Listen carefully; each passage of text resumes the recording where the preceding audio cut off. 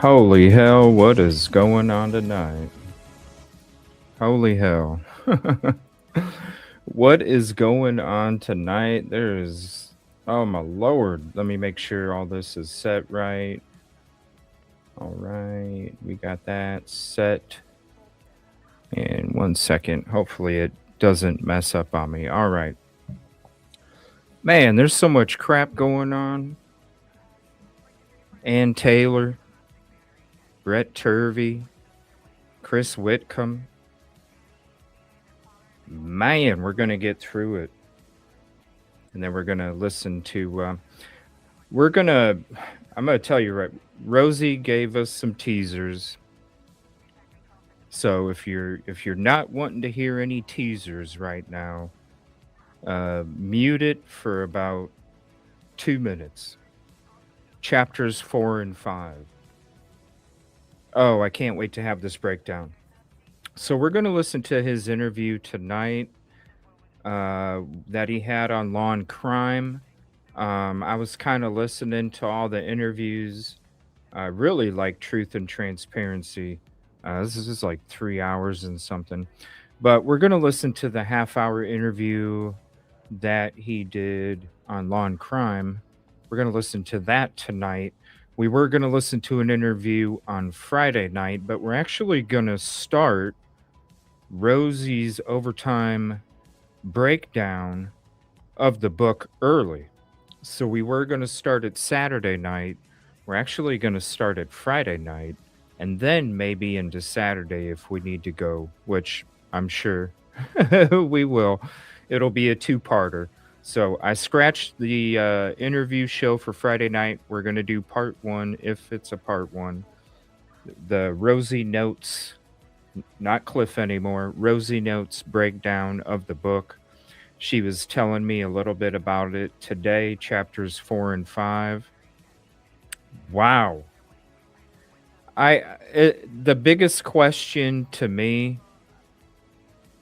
is why in the hell did you take the plea?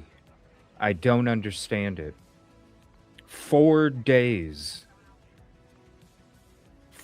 This is the teaser. Hit mute. Turn it down if you don't want to hear a teaser about chapter 4 or 5. The chain of custody issue was not known until 4 days before the plea? Now, I remember in the beginning when Ann Taylor was, supplemental requests for discovery, we heard the chain of custody issues. We heard that in the beginning. We heard seeking training records of certain first responders. We heard that too. We exposed the DNA dirty gloves January 17th, 2023. Just a couple weeks after the PCA was released to the public. We discovered the DNA dirty gloves a couple months later. And Taylor's requesting training records for first responders. Why? Because you want to know, are they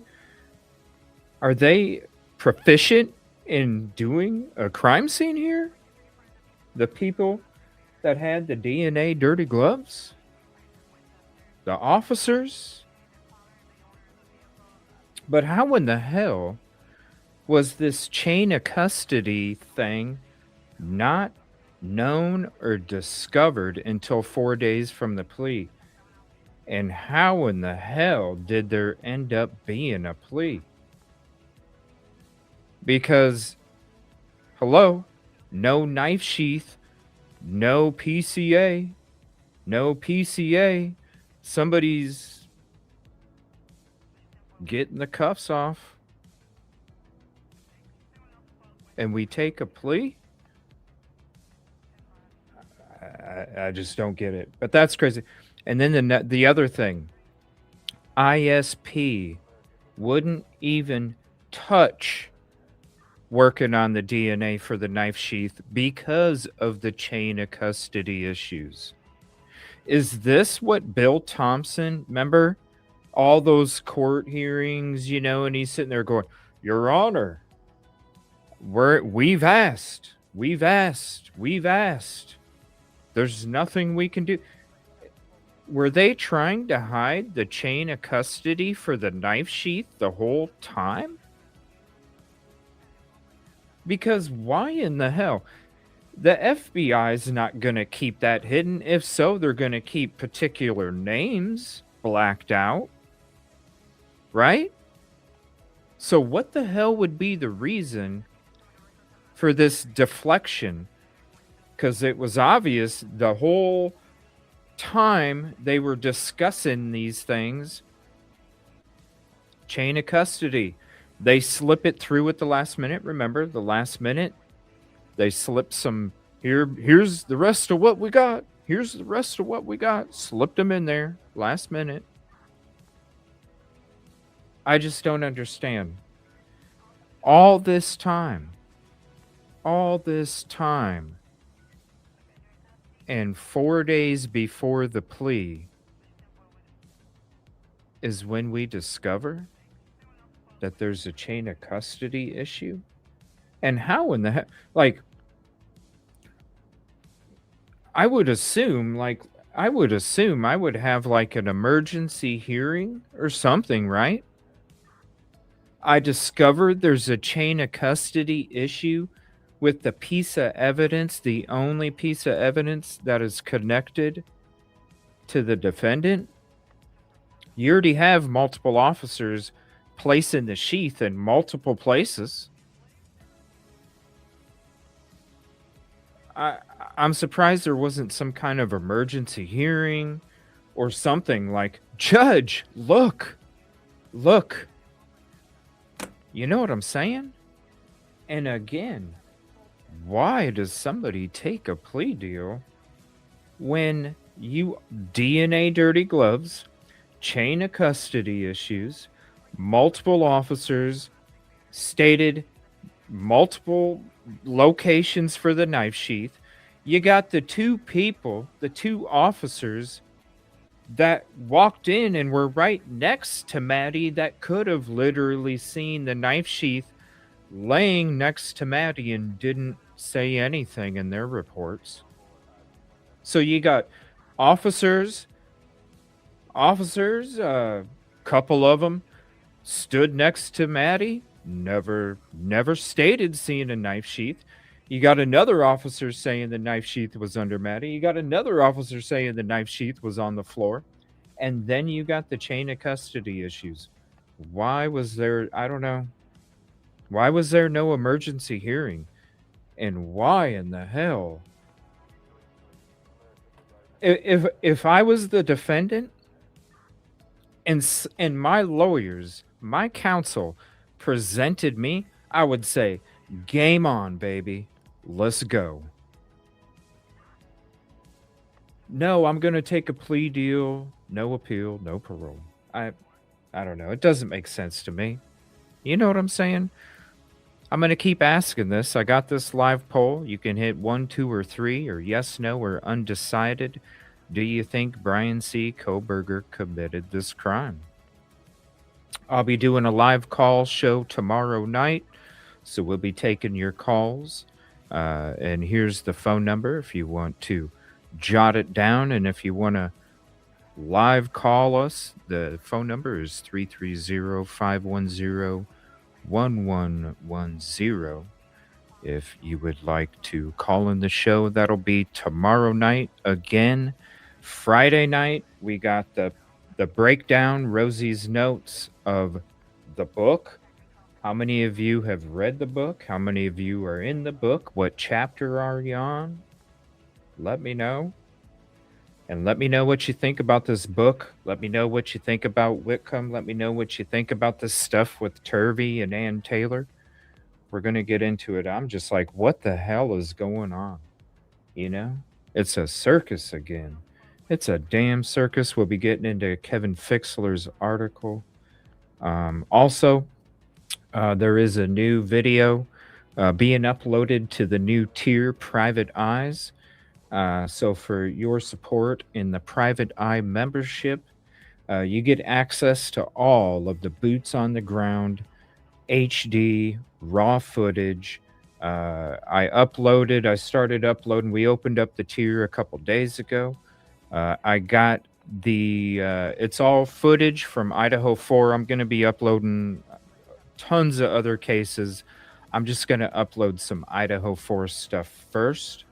And then we'll get into, Delphi and all these other cases that I went out there on. But I got the night version of arriving to 1122 King Road with the house while the house was still there. That was my trip from 11/8/2023 to 11/15 of 2023. I was there for the year vigil. Did a lot of boots on the ground work all week. I was there. It was nothing but work, and did a lot of work too. A lot of work too. But I uploaded for the private eyes. I uploaded the first night that I was showing up to 1122 King Road. It's about like an hour and 20 minutes worth of footage just for that part. And then I'll be having a new video uploaded here shortly. And that is when I was at BK's Pullman, Washington apartment on the year anniversary. So that'll be uploaded soon. If you are a private eye, thank you very much. And thank you all for joining. Yeah, we're going to get into this. And man, it's getting nuts. And I'm going to explain some things. I understand where A.Taylors coming from. I did some stuff, Rosie and I did some shows on Brent Turvey a few months ago. And, kind of noticed some things. And so I'm going to speak on that as well when we get into this stuff. Thank you all for joining. Appreciate you very much. And I'm going to say good evening, Jay Gallagher. Thank you for hopping in. What's up, Caddy? Ticket number 8. Thank you very much. And make sure to subscribe to the special co-host, Rosie Overtime. And trust me, live calls tomorrow night. Friday night, we're going to be doing the Rosie Notes breakdown. And I can't wait. I asked her, I said, what do you think about this book? Just, she's about 3/4 of the way through. I said, what do you think about this book? Give me a teaser that I can give these people tonight. And so she gave me the teaser. And that's what I'm hearing. That's what I'm hearing. I haven't even been able to start yet, but I will get there. And I'm going to be getting I'm going to be getting the digital that we'll be able to show on screen. And so that way, whenever we need to refer to something, we can actually go to the book and show you. If you're enjoying the live stream, help us reach more people. Make sure to drop a like, subscribe, comment, and share this out to your socials and friends. And we appreciate you very much. What's up, LA Designs? Thank you for hopping in. I'm on chapter 5. Chapter 5. Ooh, I'm on chapter 2. Ooh, yeah. What's up, John? Thank you for all your hard work out there. Appreciate you very much. You and your pups. I think he did it and had help cleaning the scene from a second person. Okay, I actually want to speak on that before we get into some stuff. Obviously, the attorney was not digging into the evidence. No chance for appeal. Well, I don't know. I've heard different things, but it's like this. You know what I'm saying? Like, yes, there's a chance that the sun shines on a dog's ass, right? There's a chance. There's a chance. But man, that baby is thin. That baby is thin. Definitely. Now, when it comes to the cleaning, because we did, if you've heard some of the stuff about the book, we did hear that the blood in the rooms was what you would expect in a crime scene. The blood outside of the rooms was, quote, diluted. Now you go back to the latent shoe print that was obviously cleaned. Vans, size 9. Who wears those? Somebody that lives in the room right across, a couple feet away from it. You would expect to see, right? You would expect to see. You look at you listen to the injuries. We've always heard the injuries. I was telling you guys in November of 22, December of 22, what I was being told about Kaylee's injuries, and I said the best thing that I can say is somebody's face is like this, that's their nose, it went like that. Couldn't recognize her. I didn't want to be graphic because I was told the graphic stuff, and I didn't want to be graphic, but I just said, a person's face is like this, hers was like that. Blunt object, well, that's the butt of the knife. Been saying that. It's the butt of the knife. But the whole diluted, listen, I already questioned the time limit inside the property for the crime to be committed. I already questioned it, been questioning it since the very beginning. You can go back to my live streams. You guys should check them out. I'm rookie back then. Literally started my show like a week, if that, before the crime took place. Very rookie, but it's very funny. Watch those shows back then. But the whole cleaning, right? Because now we know the blood in the rooms was what you would expect. But the blood outside of the rooms, how does somebody commit the crime? We already, it was already a question. Damn, that's really quick to do what you did. You show up sloppy, right? You show up sloppy like Joe Dirt.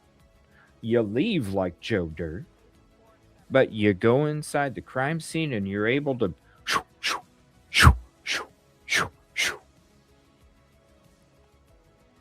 crazy. But then you add the element of cleaning before what? My God, like that's what? I don't know. That's always been crazy to me. Always. Always. So with second person, man, if you guys go back to my live streams, March of 2023, let me see, February, March, April of 2023, when it comes to other alternate perps, check those shows out. Trust me. Dug a lot into alternate perps way back. Yeah. I'm not, somebody would have to have help. Like, I don't see adding cleaning into it too. DM is more sus than I saw. Hey, I was bashed from the beginning. LA Designs from the beginning. I'm saying, why did it take a friend 8 hours to call 911, whether you thought it was a dream or not? I mean, damn. Why did it take 8 hours? CJ, you're victim bashing. The heck I am. I said if I was living in a house with other people, they heard somebody, they saw somebody, they heard noises, they heard screams. You guys heard the 1112 audio. You're going to tell me that the audio on 1112 didn't sound 20 times as loud inside the frickin' house? If my friends, because listen, just because doesn't mean I was gone right away. I could still be clinging to life. I could still be clinging to life. And 911 ambulance showing up at the right time saves me. And you waited 8 hours to call 911 when you had your phone in your hand the whole time because you were texting Bethany? You were literally texting and getting on apps. Remember, we all thought her phone was in the kitchen. Remember? If you've been around the case from the very beginning. In the very beginning, remember? Oh, her phone was in the kitchen. That's why she couldn't call 911 for 8 hours. She was trapped. She was trapped. How could you say that? See, bullshit. I said bullshit. Bullshit. You're that age, you have your phone glued to yourself. Give me a frickin' break. Give me a frickin' break. And then when the documents came out, what happened? Oh, I'm all over social media. I'm calling daddy. I'm texting. I'm sending photos. But not once did my frickin' fingers dial 911 for my damn friends that I loved so much, remember? I was showing up to court crying because, oh, there's no way I'd be able. That's why I said, look, if it happened to me and my friends left for 8 hours, there's no way in hell that I'd be able to cross over to the pearly gates because I'd be miserable as hell. I'd be miserable as hell. I'd become a spirit that haunts you because it's like, you know what? You were supposed to love me. You were supposed to care for me. You were supposed to protect me like I was supposed to protect you. And that's what you did to me, dear friend. And not only one, but two. How could you cross over? How could you cross over? I hope you're enjoying that 100,000+, Dylan, off of your friends' blood. Hate me if you want. I've been bashed for 4 years almost. Hate me if you want. That's why it took them so long to call. Probably. Listen, when it comes to Bethany, I think Bethany literally was in her room, wasn't feeling good, had a toothache, had a headache. And I think it was somebody else. I'm not saying Dylan didn't, because whose pair of Vans shoes, remember you guys back in the beginning, let's go back to the beginning again. Remember when in late November, no, it was early December when they brought that they were taking the items out of the house, remember? And they had that clear bag of tennis shoes, and it was Dylan's. And guess what you saw in that clear bag of tennis shoes? A pair of Vans. What size? What size?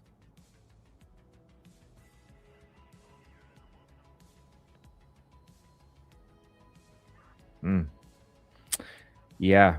Hate me if you want. What's up, Stone? Shout out to Stone. Definitely check her channel out. She does a lot of audio work. Definitely check her channel out. Stone Enchantress. We're going to have her on the show sometime here in the future. We were talking Nancy Guthrie for a while. We're back to Idaho for again. And yeah, we're going to have you on as we got to get through all this other stuff here. Appreciate you very much. Check her out, though. Does a lot of audio stuff. And you can hear a lot of stuff. Even the captions. Thank you for the captions, too. John, it was loud. It had to be, right, bro? 1112 audio, and you hear. I mean, gosh. I remember when it first came out and we did a CJ sneak peek. And I did the X boost on it, and you guys could. I had to pause it a few times because it, like, man, when you heard Xana, oh my Lord, And that was outside with walls between, and that's how loud it was. Oh my gosh, I can't imagine how loud it was inside that house. Remember back in the beginning, we were going through all the TikTok videos from the victims before they all got private, and we were going through all the TikToks in the very beginning. We were like, How could this sound travel, right?" And we even had somebody on our show that partied at 1122 King Road, partied there, and explained how the sound traveled. We heard it through the videos, a lot of echoes, a lot of echoes. You could hear through the walls. You saw when the house was demoed how easily it fell apart. That tells you how cheap it was built. Go back to the demo and think of the walls getting demolished and how it looked like styrofoam just getting knocked over. There was nothing inside those walls. Sound traveled. And you're talking about people getting stabbed in the face multiple times in the room right above you, and you don't hear nothing? You're going to tell me that this person that committed this crime ran down the stairs in front of your room chasing Xana, in front of your room chasing Xana, and then getting knifed right there. And then Ethan, what happened to Ethan? And you didn't hear none of it. I was saying from the beginning, I hope they checked the drains and then they later tore the house down. DM has been always, I appreciate it because, listen, you know, from the beginning, how could you listen, there's friendships that ended because I felt that way. And I'm like, look, I'm not going to change how I feel. I'm not going to change how I feel. Well, if that's your viewpoint, then we can't be. Okay, then don't be friends with me. You know what I'm saying? Then don't be friends with me. I'm not going to change my view. Never. Never. Never. And how did Ethan have. That's a good question too, LA Designs. Just like everything else, right? But the only question that has an answer is that BK pled. Why? Why? Doesn't make sense. There is no way, in my opinion, they didn't hear the amount of violence happening around him. There is no way. Now, when you look at Bethany's room, she's tucked. She's got solid dirt and clay on one part of hers. Directly above her room is the living room, but where her bed was at is tucked back against. So I could see how Bethany, if she's in a deep sleep, knocked, in a deep sleep, in pain, not feeling good, I could see somebody being disoriented enough. And where she was sleeping, you got to remember that room, it was directly opposite of those shades, and that's tucked in solid ass dirt, and you got half the living room that's above you. So I can see how maybe Bethany being tucked away might not have, but there is no way in hell Dylan did not. There is no way in hell. Right up above your room, and you have people being stabbed in their face? What? What? And then you have somebody running upstairs because they actually had enough guts to see what was happening to their friend instead of, you know what I'm saying? They had enough guts to go up there and try and defend their friend against some kind of danger. Then she found out, oh shit, this is not, and you got to turn around and run. Yeah, right? Not a size 9. Happy hump day to you. What's up, Leslie Billy? Thank you for hopping in. Yes, Suna. Yes, hopefully you're doing good too. It was very cheap. Yeah, the way it got tore down. The way it got tore down. What's up, Christine? How are you doing tonight? Allegedly, the whole neighborhood didn't hear a word. Now, yes, right? Glad they weren't my neighbors, for fuck's sake. Well, remember that one neighbor that um, gosh, when was this? This was, I think this was right around my 1 year anniversary trip out there in Moscow. Or maybe it was right after that, right when I came back. Remember that neighbor that lived in the apartment right across the street? Weird psycho ass dude. I can't remember his name. He's part of the film society. Ugh. Yeah, that dude has creep vibes all over. Deaf, dumb, and blind. But in the picture, it was back in place. Right? Because yeah, that's where the table was at. I mean, you honestly think the killer is gonna go, all right, I did a shit job. At least I diluted it enough. You know what? I got one thing left to do. I need to make sure I move the ping pong table back. I need to make sure that I move that table back because I don't want anybody to think, oh, this is out of place, right? Who in the hell moves a ping pong table back? Nah, it wasn't Enon Harsh. It wasn't Enon Harsh. This guy was a University of Idaho or University University of Idaho student, film society. Um oh my gosh, his name is drawing a blank.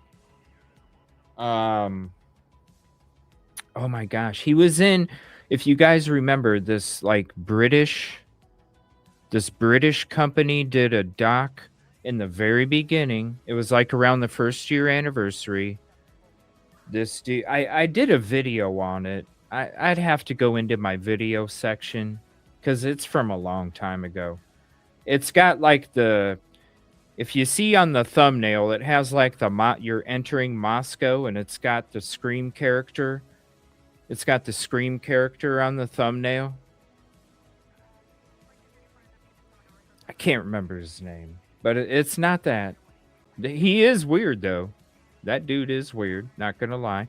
Frat sororities, only friends. Yeah, that's the thing. When I went out there on my year anniversary trip, boots on the ground, that's when we started exposing, because the whole frats thing wasn't even really being discussed. Now, when I went out there and I was talking to students, I was talking to University of Idaho students. I was talking to Washington State University students. I was talking to people from both communities, everyday people, people on the street. You know what I'm saying? I talked to everybody, and that's when I started learning. If you guys go back to those live streams when I was there, because I was doing live streams while I was out there too, I was starting to talk, guys. I'm starting to hear about these connections between the University of Idaho and the firefighters. I'm starting to hear about these connections between the University of Idaho and the EMS. I'm starting to hear about the connections, the volunteer programs, the patches. Yeah, that's when we started exposing that. Always connected. Trust me. We were the ones that put out the schedule and told you who was actually covering the shifts. Volunteers. I mean, it's to go back to those old shows. If you're ever missing some EvilleCJ, go back to those shows. Trust me. Trust me. Broke down so much. Do we know what time the pic of DM on the couch was taken? I don't know. Does anybody? Lives in Arizona, probably, and sold Brian down the river. I don't know. I mean, I know a lot of people. I know a lot of people feel that way, and I'm not going to say you shouldn't. You know what I'm saying? I'm just going to say I'm pretty sure. Oh, that video's done of me out in front of Brian Koberger's apartment in Pullman, Washington. So if you are a Private Eye member, that's the new tier. You get HD raw footage of all the boots on the ground. I'll be uploading periodically as time goes on. About 9, 10 different cases, maybe more. All the boots on the ground footage. There's 5 terabytes, so trust me, there's a lot of raw HD footage that's going to be uploaded for you. That just got done. Let me go ahead and close that out. Let me see here. So I'm going to say she had to have, Brian, this is, no, I'm taking the plea. Oh, there's nothing you can do. Now, when it comes to this chain of custody issue, again, if you're just joining, check out the beginning of the show. I'm asking why, how, 4 days, and how there was no emergency hearing? Shit don't make sense. I don't know. The house should, what's up, Pootie Cat's mom? The house should have never been pulled down. No. That's why, see, that's why I made the whole trip out there, boots on the ground, on the year anniversary, because we were doing a show October 31st, 2023. We were doing a show on Halloween, and the FBI showed up again, and I'm like, whoa, hold on a minute. The university has already pushed a few times. We're going to tear down the house. And the families were like, no, no, no, no, no, no, no, no, no. Okay. Then the new school year started. Shame on them. They didn't even have the memorial done for the students. You had how much time to get the memorial done? And you didn't even have the memorial done for the students for the new year coming up. So then they start the school year. Hey, we're going to tear down the house, but don't worry, we're not going to tear it down while school's in session, right? They kept saying, while school's in session. So then when October 31st, 2023 comes around and we're doing a show, and I'm going, wait a minute, you guys, the FBI is back? Oh, shit, you guys. They're going to tear this house down during the winter break. No, they're going to wait until the end of this. No, they're going to tear this house down at the end of winter break. And I said, and I called it then too, and I said, and I bet you it's going to be tore down on a specific date that reflects to the person that they charged for the crime, right? Like a, right?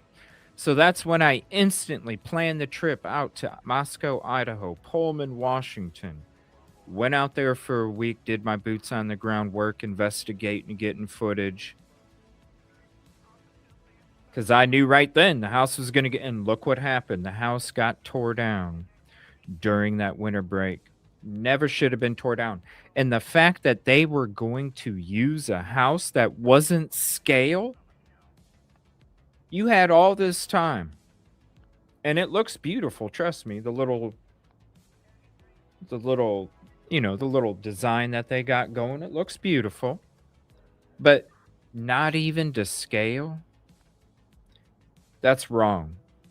If anything, what they should have done is taken some of the money. You can have you got to have you could have been able, listen, when people get murdered inside of a property, they don't tear down every frickin' property, okay?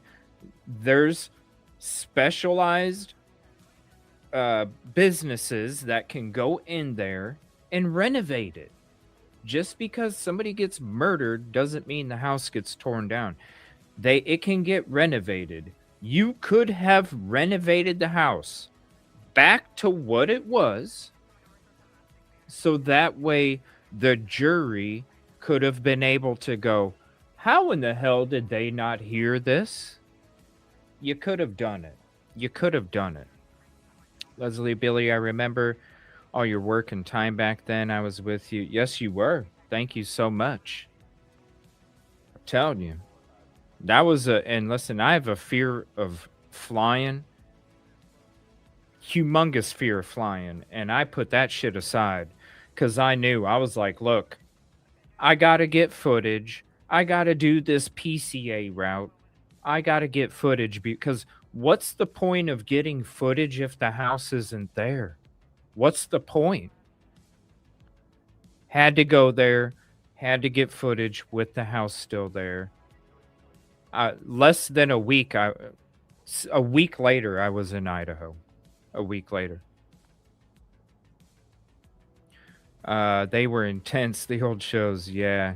Man. He was supposedly at the Grub Truck, Arizona plates. I question how you can see bushy eyebrows in someone whilst they wear 'em. I guess if they were King Kong. Hey, you know what's crazy though? One eye, bushy eyebrows, drawings all over the room, right? Oh my gosh, there's one eye, bushy eyebrows all over this room. Of course. All right. So thank you all for being here. Appreciate you very much. And I enjoy the conversation again. Tomorrow night, we're going to be taking your live calls. So if you would like to call in and let me know what your thoughts are with the stuff we're discussing, the book, the stuff we're going to get into tonight, write down the phone number, write down your questions, and be ready to call in. It'll be a 10, 12-minute time limit. So try and get to your points quickly if you do. That way we have time for everybody. And we'll just keep taking them. And then again, Friday night, we're going to be doing our breakdown of the book, Rosie's Notes, the overtime breakdown of the new book, Broken Plea. So we're going to check out an interview here tonight that he had on Law and Crime. But first, we're going to get to this A.Taylors Law Office's press release. And we're going to discuss a little Topsy Turvey and Whitcomb worries and A.Taylors Attitudies because it's all about this custody chain concern. And it is because it's the only thing that's tying the person to the crime. Well, and how could hair be in Ethan's hand if intruder was in a mask? It was his own hair. I mean, it could have been, or at least the hair on the floor. I mean, it could have been. I mean, think about it. If somebody, I'm not trying to be graphic, but if somebody comes in whoosh, whoosh, on your legs, that's, man, I can't imagine that pain. I don't know. I don't know. But it's obviously not the person in the mask. It's not the person in the mask. So, all right, we're going to switch to this. Thank you all for being here. This is the newest document here. Let me switch cameras as well. This is the newest document here. Now, this is a press release from A.Taylors Law Office. All right, it says April 28th, 2026. So this was yesterday. We write regarding the recent statements made by Brent Turvey. He was an expert hired by the defense late in the case. His confidentiality agreement was signed October 30th, 2024, and continues to this day. The agreement with Mr. Turvey was crystal clear that all materials, as well as any opinions that he developed as an expert, were to be kept confidential. Mr. Turvey was reminded when the court lifted the non-dissemination order, the duty of confidentiality continued until he was released from it by the defense. In his role as an expert, Mr. Turvey was asked solely to provide an opinion about the crime scene, nothing else, As such, he had access to view some items related to the case. We're hearing took photos, wasn't supposed to. He was one of the many experts relied upon by the defense team in this case. Mr. Turvey, and we also know Mr. Turvey is a huge part of the plea deal book, the Broken Plea book. Mr. Turvey has not been released from his confidentiality agreement and is now speaking about topics that are still confidential, many of which are outside of his areas of expertise. The defense team is appalled by Mr. Turvey's behavior and his release of documents and information that he knows are confidential. It is the opinion of the defense team that Mr. Turvey's conduct falls outside of the ethical and legal norms that are applied to experts in criminal cases, and his reliability should be seen through the lens of this conduct. Attorneys for Brian Koberger, Ann C. Taylor, Elisa G. Masseth, and Becca Barlow. Now, if you have somebody that is secretly taking photos, you have somebody that is, like they said, discussing things that were not supposed to be known or discussed, I can understand where the lawyers are coming from. Because they're like, bro. Now, we did shows on Brent Turvey before. A few months ago. Now, as I started watching it, it's obvious the dude is very critical of law enforcement. That's no surprise. No surprise at all. Very critical of law enforcement. But one thing that I did notice while we were watching these episodes of Brent Turvey, one thing that I did notice is I was like, because even though we checked out one episode in the show, I checked out more episodes outside the show. And if you've seen them, I was a little concerned. Not going to lie. A little concerned. That's why we didn't do any more shows on Mr. Brent Turvey.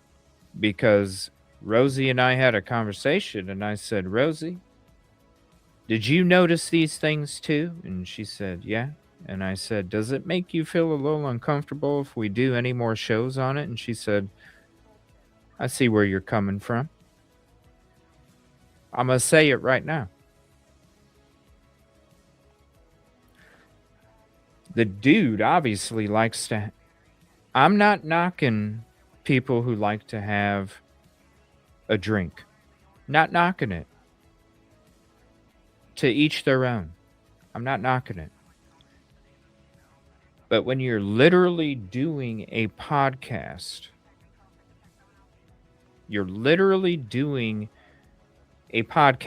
multiple podcasts, and as your podcasts go on, the lips start to get looser and things get more apparent. You obviously don't have a limit when it comes to how much of those rocks ching-a-ling against the glass. When it comes to the shows, because like literally you're getting, as the shows go, you're getting tossed. Not only are you getting tossed, I feel like I'm seeing sexual harassment taking place on the podcast with his female co-host. I'm like, what the fuck? Rosie, did you notice this stuff? Yeah. Kind of makes me feel uncomfortable if we do any more shows on it, honestly. Like, he's got some good things to, interesting things to say, especially when it comes to questioning the things that we were questioning. But at the same time, I'm sitting back going, okay, it's cool if you like to drink and you like to go that far. But on a podcast multiple times while you're talking serious shit, like you're literally talking cases and tragedies within the justice system, and oh, you look good today.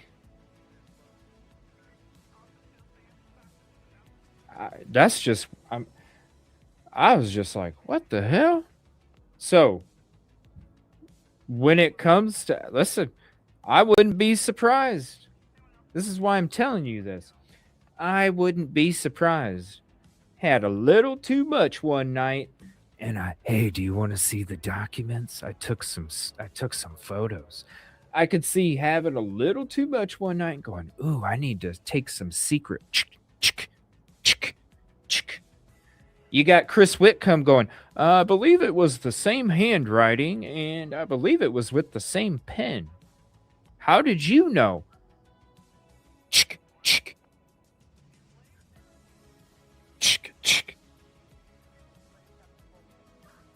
Had a little bit too much.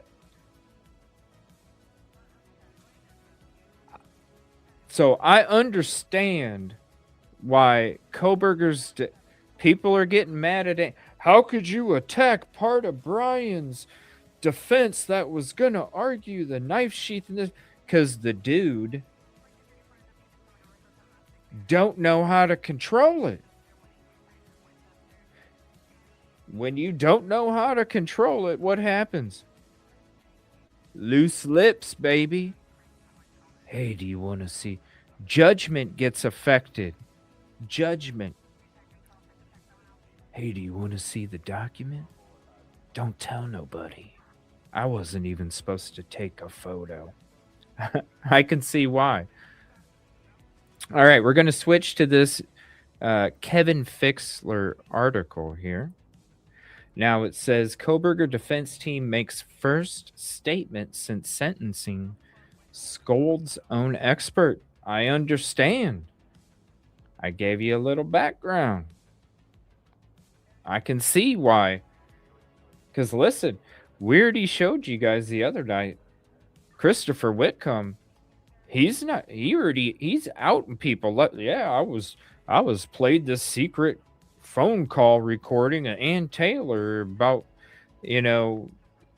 expressing to Kohberger not to take the plea. And yeah, no, I heard it. It was from her friend. Like, I got this from Brett. Like, he's not holding back. Brett Turvey was the one that wasn't supposed to do any of this, remember?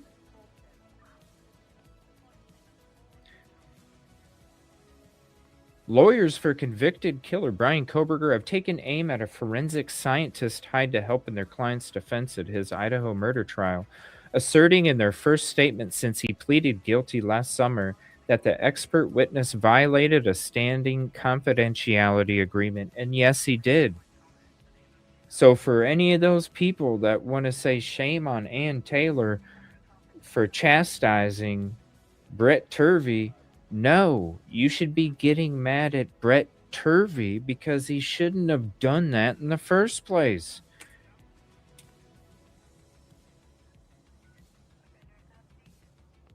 Shouldn't have done it, bro. Attorney Ann Taylor, joined by public defenders Alyssa Massoff and Becca Barlow, alleged that the recent public statements by defense expert Brent Turvey, including earlier this month to the Idaho Statesman, fall outside of the ethical and legal norms that are applied to experts in criminal cases.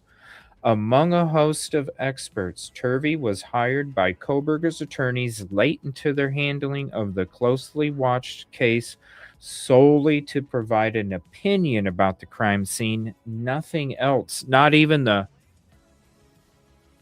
chick. He signed a confidentiality agreement on October 30th, 2024, which the defense said remains in effect today. The agreement with Mr. Turvey was crystal clear that all materials, as well as any opinions that he had developed as an expert, were to be kept confidential. Koberger's defense wrote in the statement sent to the Statesman, Mr. Turvey has not been released from his confidentiality agreement and is now speaking about topics that are still confidential, many which are outside of his areas of expertise. Talking about stuff that he doesn't even have expertise in. In response to a prior interview request, Turvey provided the Statesman with a previously unreleased photo of a police evidence bag. He said it showed the police chain of custody for a key piece of evidence in the case was insufficient and would be challenged in trial. What makes somebody do that where they send this here, have a photo?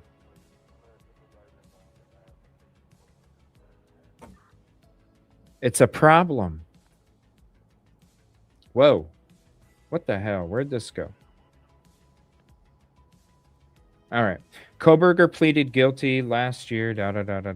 Moscow Police Chief Anthony Dollinger, we called that one ahead of time too. Freeze. A legal expert in Idaho, unassociated with the high-profile murder case, told the Statesman that Turvey's allegations were unfounded and would have not resulted in the knife sheath found at the Moscow crime scene, nor the DNA located on it being excluded at trial. That's what Dollinger said.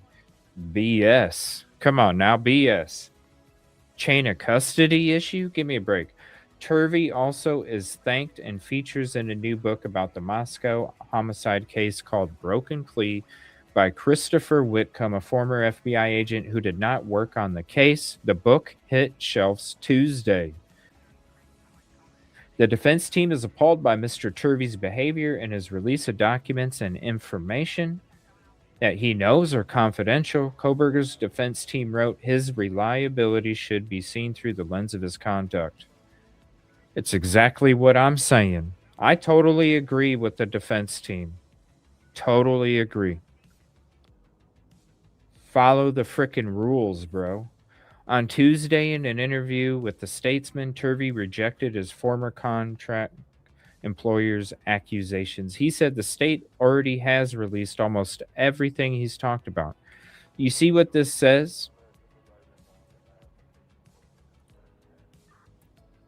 Almost. See, almost. He didn't say, hey, the state already released all the stuff that I'm talking. No, he said, hey, the state has already released almost. He knows what he did was wrong. He knows it. Almost. I almost know you did put out stuff that wasn't out there before. He called the defense's team's claims about him a deflection away from the issue with the case. No, that's what you're calling it because you need a deflection from the real frickin' problem, which is you got loose lips and slippy fingers, man.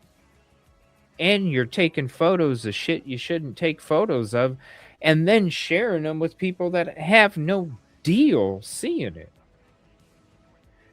After questions have continued to be raised about inconsistencies in the investigation and the decisions that led to Koberger's plea deal, the bottom line is, in my 30 years, I'd never divulged confidential or case-sensitive material that was outside my realm or outside my anything. What kind of frickin' statement is that? Why not just say outside my realm, period? Or outside my anything? That means I was going to come up with number 2, but then there is no number 2. Anything. Turvey said by phone, nothing that I shared was not already public. That's not true. Or at least provided in discovery that was actually data dumped by law enforcement in Idaho. There's your truth right there. There's your truth. There's your truth. Provided in discovery that was actually data dumped by the law. Yeah. It wasn't shared publicly already. Dude, Rarely has Turvey chosen to speak with media unless asked to do so by a client, he added. This case is so different, he said. This is extraordinary case with extraordinary types of exculpatory evidence that were not being brought to light. Turvey said, referencing items and information that allegedly could disprove Koberger's guilt. And so that's the reason for the discussion with Whitcomb, because so much stuff was being misstated and buried and not talked about by both sides.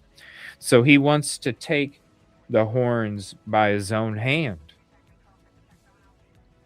He wants to take control on his own. That's not your job, bro.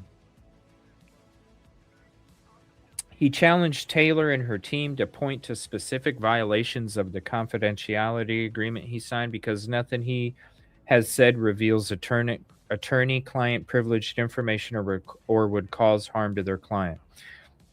Look, I was putting out stuff I wasn't supposed to, and it's not going to cause any harm. I'm defending. Yeah, we get it, but the justice system has a process. You have to follow it. You can't just do what you want. I couldn't possibly guess what's in her head, he told the statesman. You'd have to ask her to be specific, and if she's too specific, she can get herself in a lot of trouble. Oh, wow. That's a silent threat. Koberger, 31, we already know, was sentenced to 4 life terms in prison with no chance of parole as part of his plea deal that bypassed a trial and allowed him to avoid the death penalty. He also waived all of his appeal rights. So that's your article from Kevin Fixler. You heard the truth right there. The dude obviously knows that he was saying shit that he wasn't supposed to. Now, you're going to hear more stuff right here, okay? So this is from Brett Turvey. This is from Brett Turvey. And this is what he states, okay? This accurately describes my findings in the case, but omits the essential evidentiary foundation.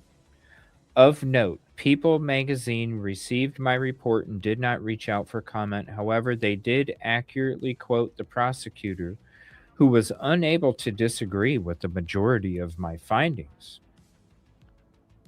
Okay? He says, Idaho murder victims were possibly posed in their shared bed after being disfigured by Brian Koberger. This is from Chris Spargo, January 27th, 2026. It says the bodies of Madison Mogen and Kaylee Gonsalves were possibly posed by Brian Koberger after he stabbed the two to death.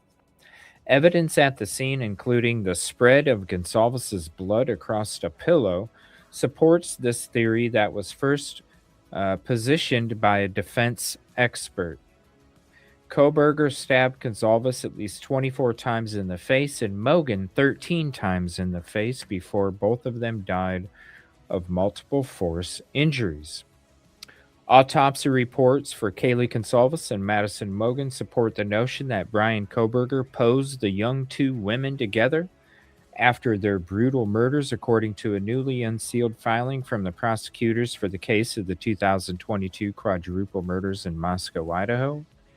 Dr. Brent Turvey, the crime scene expert for the defense, first posited this theory after reviewing the autopsy reports, according to the filing. The evidence suggests that after both victims were killed or unresponsive, they were posed in their shared bed. Kaylee was moved from a position with her head on her pillow to partially atop of Madison. Then the comforter was placed over them both.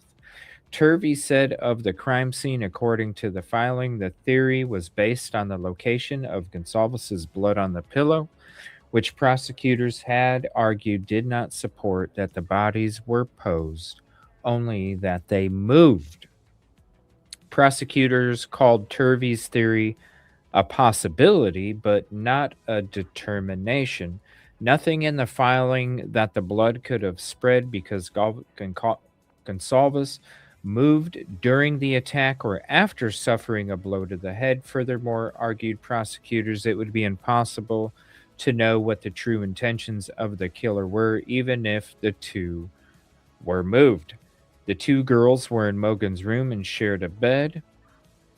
The autopsy report determined that both young women died from multiple sharp force injuries, with Mogan suffering 28 and Consalvis at least 38.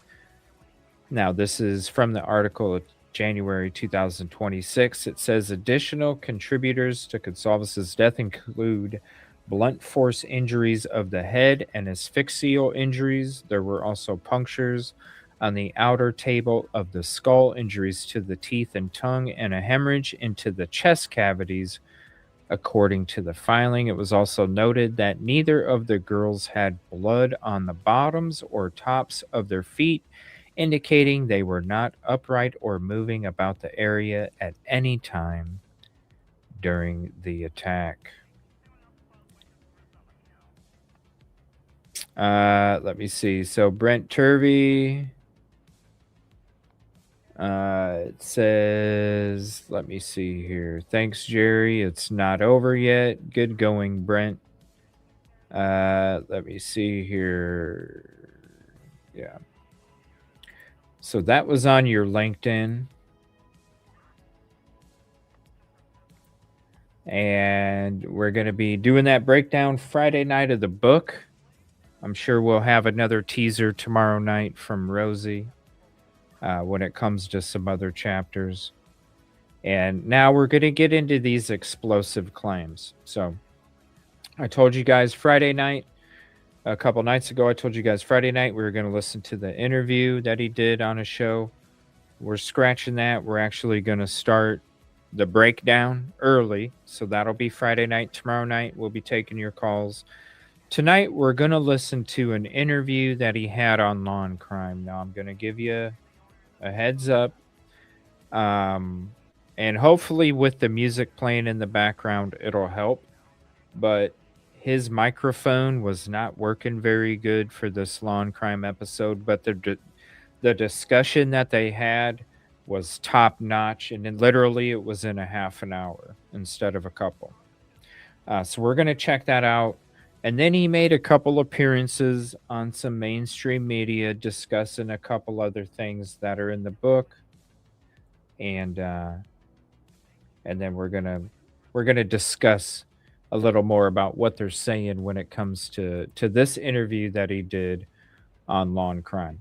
If you're interested in checking out the DNA Dirty Glove video, here's the link for it. This is what we broke January 17th, 2023, and showed contamination with the forensic team before they even walked in to process the crime scene. Instantly sent it over to A.Taylor. Now, there was something that we did that was going to be used in the trial. Wasn't exactly sure, but I kind of have had a feeling the whole time it was this DNA Dirty Gloves. And also when I went out there, my boots on the ground, I exposed all the cameras, went through each route, broke it down. His car would have ended up on so many freaking cameras, according to the PCA. The fact that there was only a few that had it doesn't make sense, you know? And if you really are the superior person that could commit this crime, and because you left a knife sheath, you committed it, I also gave you guys the route that the killer would have took if they were trying to get away with the crime. They airport road.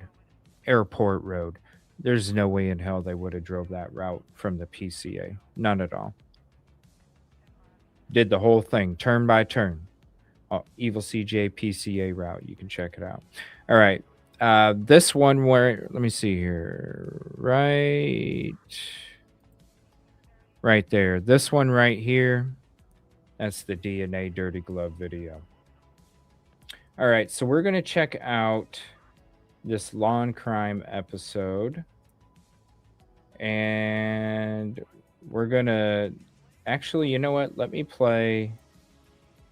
We're gonna play these couple videos that he made some appearances on some of these different mainstream media. We're gonna go to this one first, couple minute clips of each one.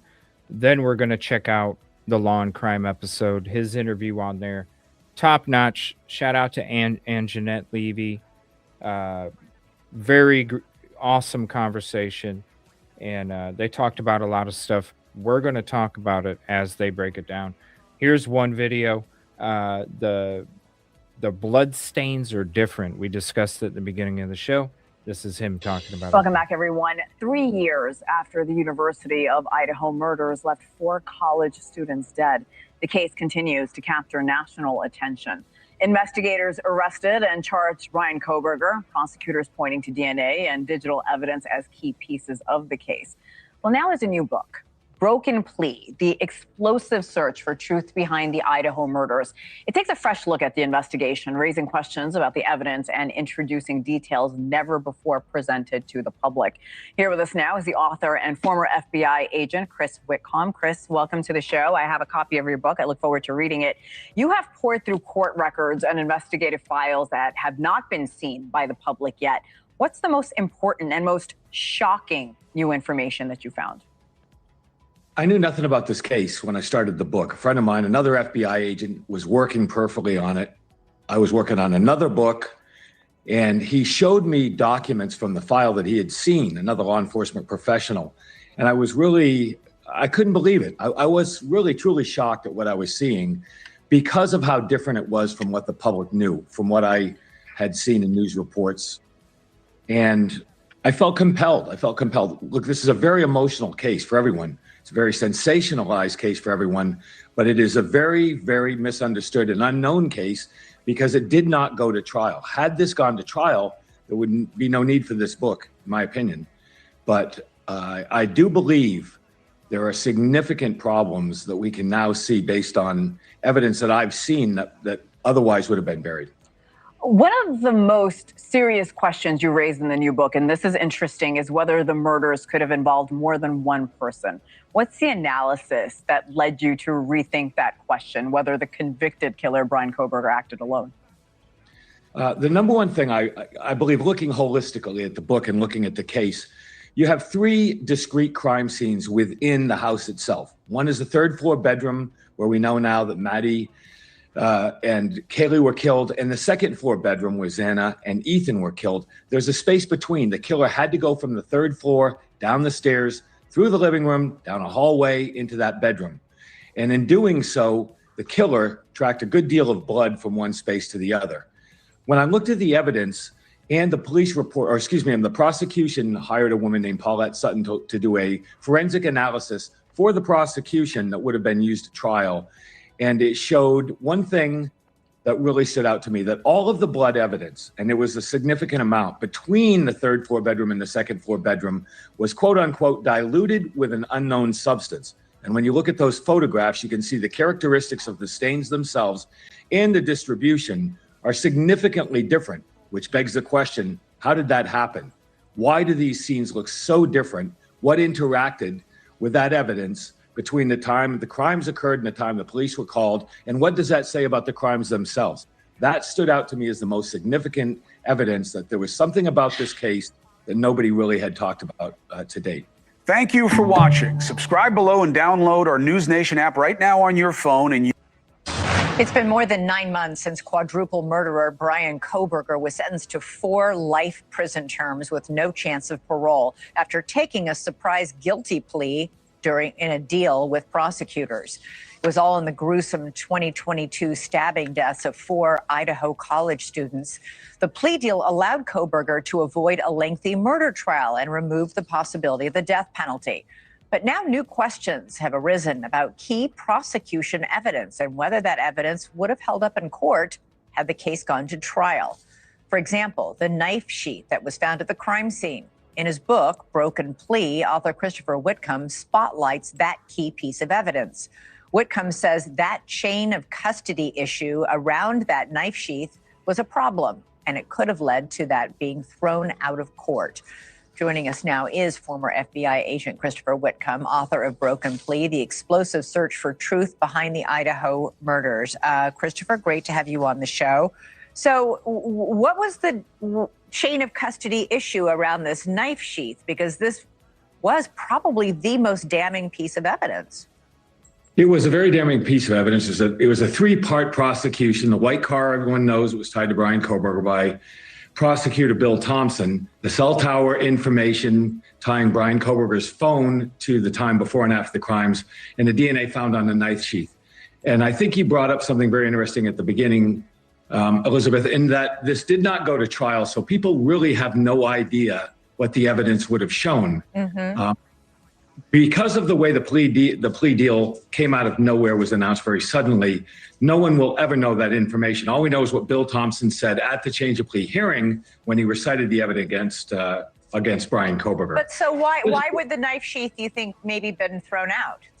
Well, this is one issue in a 430-page book. It's a very broad thing, but the bottom line is because the knife sheath everyone thinks was found in the bed. The report filed by the Idaho State Police says it was found on the floor. There were various issues that were presented by the defense as to what that knife sheath actually showed about the crime scene and how it got there. And then once it was seized by the Idaho State Police, the chain of custody ensures that what is taken from the crime scene and what ends up being processed for DNA is contiguous, it is uncorrupted, and that it is verifiable in the court of law. What this book shows is some of the information in the police file. I make no theories. I offer no conjecture. I present the evidence, and it's very, very surprising. People have no idea what they don't know. This does not come up with. You talked about the two other pillars, the white car that he drove that was seen in the area, the cell tower, which showed his cell phone was out and about the crime scene area at 4 a.m. when the crimes were taking place, not a time when a lot of people are out and about. Would he have been convicted even if the knife sheath had been thrown out? Well, obviously, we'll never know because he took the plea. And I stipulate unequivocally, Bryan Kohberger pled guilty. He was a grown man of sound mind. He was working on a PhD in criminology.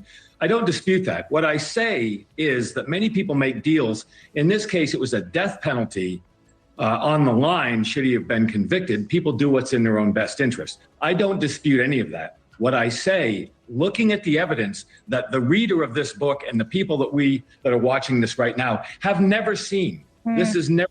So before they make judgments, I think it's important to look at all of this and see many things. Like I say, the knife sheath is very important, but it's one issue in a 430-page book. Yeah, and you also write in this book about the blood evidence, about it being possibly diluted and not found in places that would have made sense. You're taking and that comes from the prosecution. The prosecution hired an expert who came in, wrote a report just prior to trial, and these things come from the prosecution, not from the defense. Interesting. Yeah, we never got to see the case against Bryan Kohberger.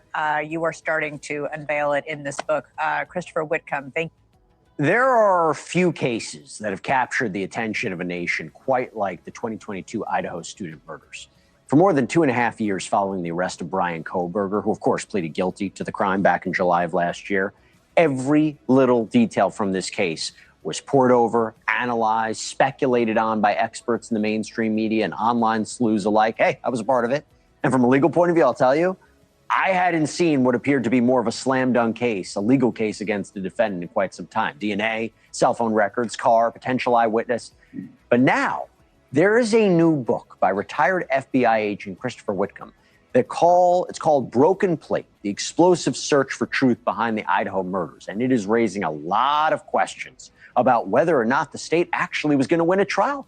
For one, he raises questions about the chain of custody record of the knife sheath that was found at the scene. That's a key piece of evidence that held Kohberger's DNA. Points to alleged inconsistencies in reports he says could have worked in the defense's favor, could have been challenged at trial.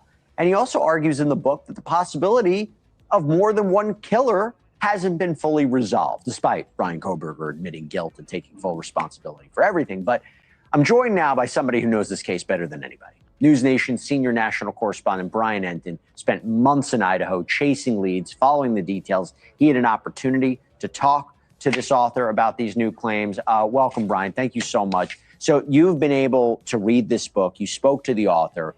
Why does he think there was a chain of custody issue with the knife sheath? And to be clear, meaning there was a possibility that knife evidence could have been thrown out, tossed, excluded from the trial, wouldn't have even been heard by the jury.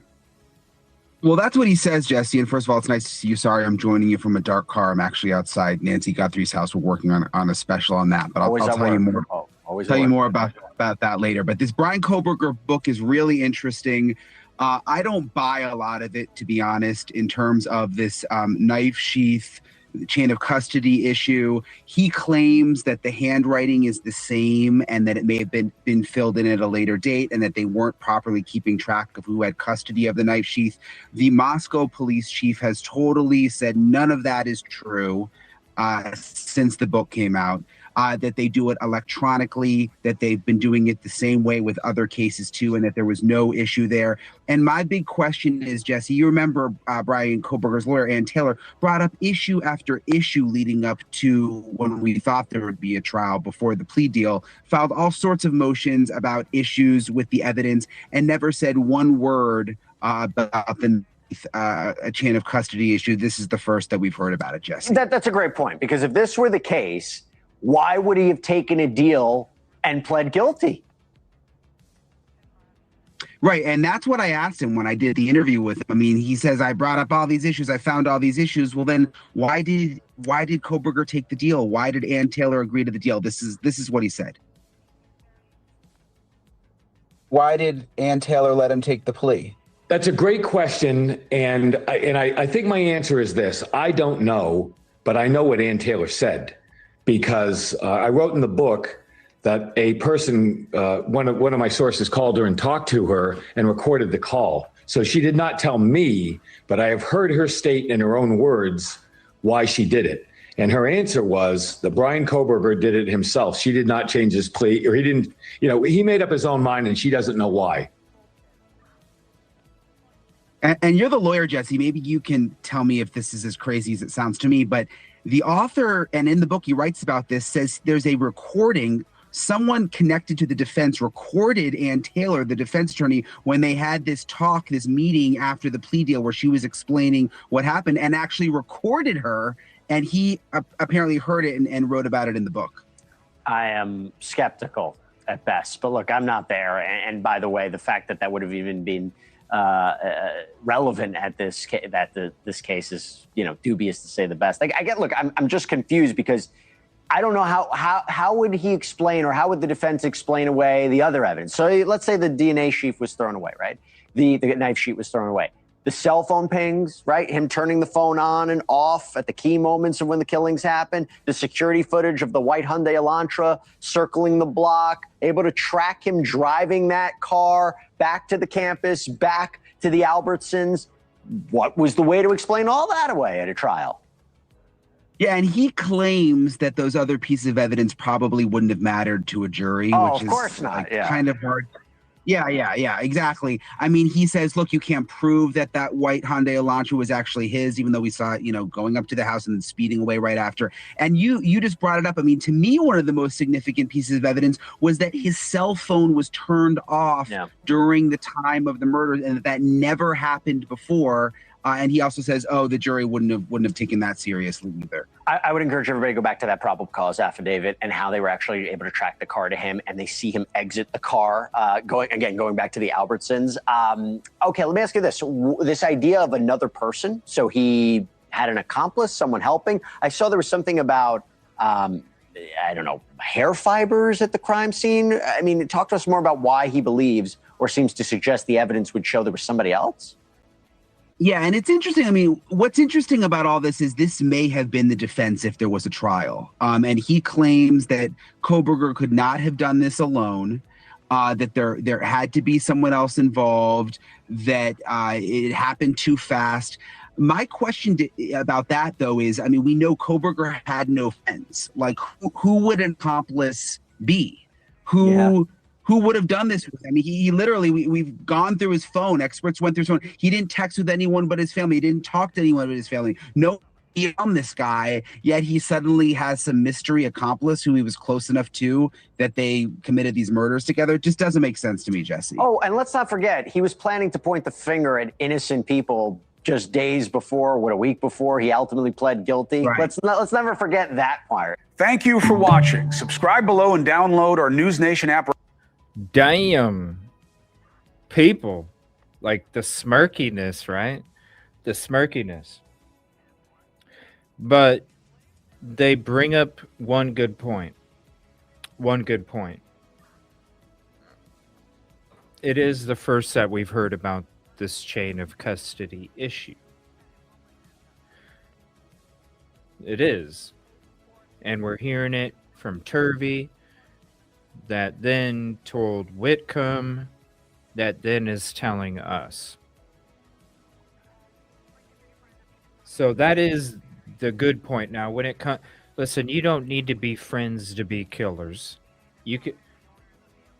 They have chat groups for that. You don't even have to go out for a beer. Come on now. Let's be real. There's sick people out there. You don't have to be friends to be killers. Now, it is the first we heard about it. Now, it is ooh and ah chain of custody issue. But let's chill back. Let's get rid of the emotions. Right? Let's get rid of the emotions. Let's think about it for a second. Well, gosh, that is a flag. Bloop. It is the first we've heard about it. Is the first we heard about it. Brian Enton, don't buy it. I already talked about it. When it comes to this vehicle, my Lord, when it comes to this vehicle, all you have to do, I mean, look, EvilleCJ Dodge Dart. The real suspect vehicle is not an Elantra. It's I broke it down. Full breakdown. Now, this is when we revisited the Elantra and the Dart, plus my call to MPD. A show when we found the Dodge Dart, who lived at 1119 King Road, that owned a Dodge Dart. You didn't see the Dodge Dart at 1119 King Road on the footage during the night of the crime, but man, you see this breakdown. You see this breakdown, and you go, damn, that's a Dodge Dart with fog lights. Yeah, damn straight it is. Damn straight it is. So, when it comes to Brian Enton, you know what I'm saying? When it comes to Idaho 4,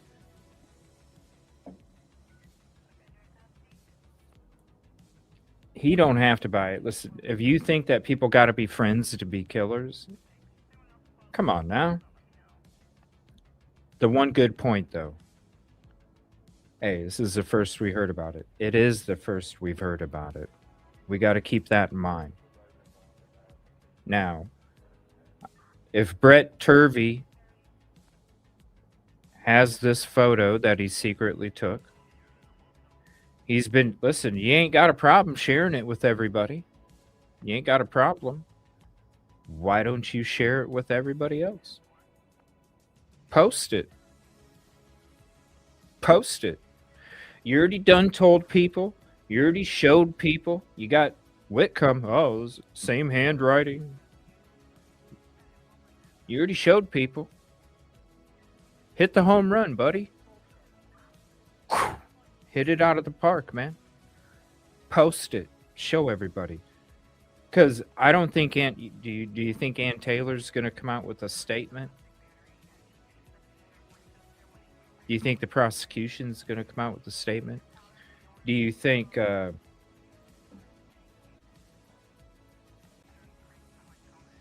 don't know. We'll see.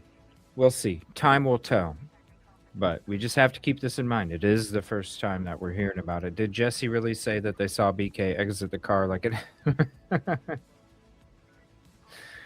This cell phone data triangulation, come on now, give me a break. We've discussed it so many times. We even came across it on Scott Reich in the very beginning. Like, come on now. Come on now. Airplane mode, but somehow connects to Wi-Fi. Come on now. Come on now. Come on now. All right. So we're going to check out this interview that he had with, by the way, this is the footage of BK's apartment. This was the new video that I uploaded to the PI tier membership. This is what it looks like leaving Kohberger's apartment, heading to 1122 King Road. So speaking of Kohberger's apartment and his locations, there's a little bit. We'll show you what it looks like. So how somebody saw his car driving by, and you know why they didn't report it in when they came up in this parking lot and saw Kohberger's Elantra. You know why they didn't call it in. How is somebody going to drive by and see a white Elantra way back there? That's a bullshit lie. There's proof right here. Elevation. You're way down. There's no way you're seeing a white Elantra from this road. That's a bullshit lie. But there's a reason why. Because they weren't even looking. We showed you the New York Times article from November stating that they were looking for a Nissan Sentra. Then after they were looking for a Nissan Sentra, they were looking for a 2013 to 11 to 2013. Not a 15. That's why they didn't call it in. Oh, we came across this white Elantra, but come to find out.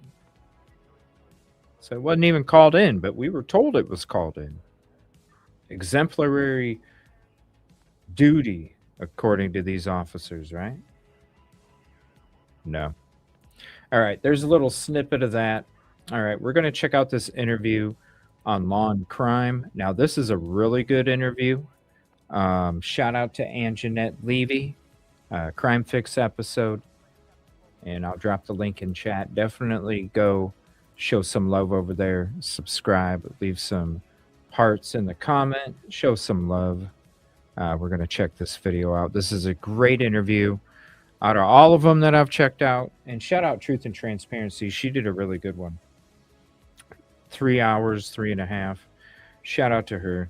We're going to check out this half-hour one, and this is a really good one too that you guys will want to check out if you haven't checked it out yet.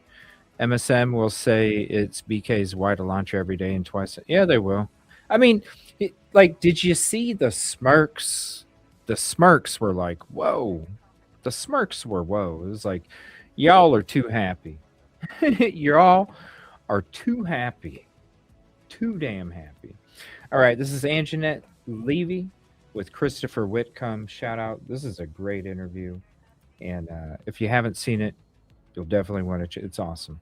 Appreciate you guys. Please hit the like, subscribe if you're not, and share this out to your socials and friends. Appreciate you. Do I see overwhelming issues with this case writ large that nobody has seen or talked about? Yes, I do. The author of a new book about the Idaho murders, raising questions about the evidence and Brian Kohberger's guilty plea. And I think I'm the first lightning rod that takes, that people talk about. But there are others coming. This is not over. This is the big. This is not over. He's not the only one. So he's giving you a warning shot right there. Look. I'm just the first one. There's going to be plenty more. I bet you Dr. Brent Turvey's writing a book too. Guarantee it. Free. Could Kohberger's case end up back in court? I'm Anjanette Levy, and this is Crime Fix. And that's a question right there. Could the case end up back in court? How?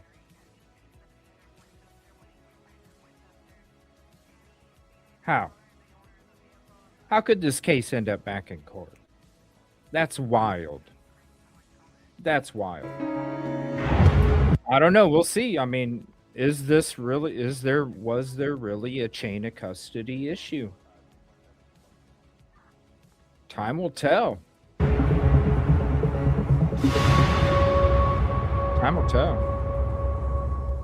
Before we get into talking about this new book, I want to tell you about an app I've been using that I really like. It's called Upside. It will give you cash back on things you use all of the time, like gas, groceries, and carry out. Here's what you do. You download Upside for free. You claim an offer. Life sentences in Idaho's maximum security institution for the horrific murders of Maddie Mogen, Kaylee Gonsalves, Ethan Chapin, and Xana Kernodle. In prison, he's a number, 163214. Kohberger pleaded guilty to those gruesome murders, the stabbing deaths of those 4 beautiful college students back in July of 2025. We all watched it unfold on camera.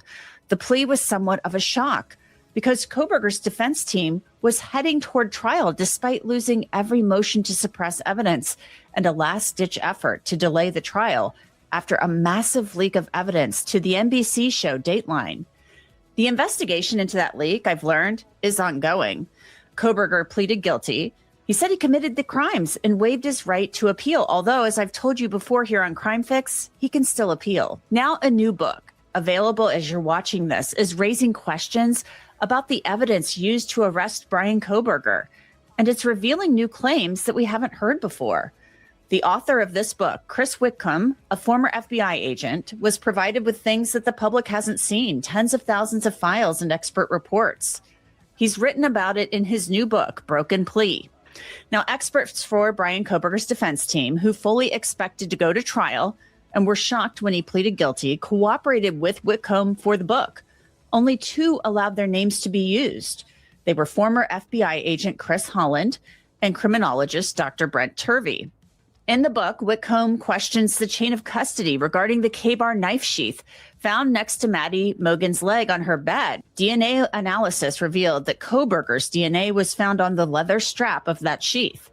Turvey claims to have discovered the potential issue with the chain of custody in the days before the plea deal was announced. And Whitcomb says it could have resulted in the sheath being tossed out as evidence.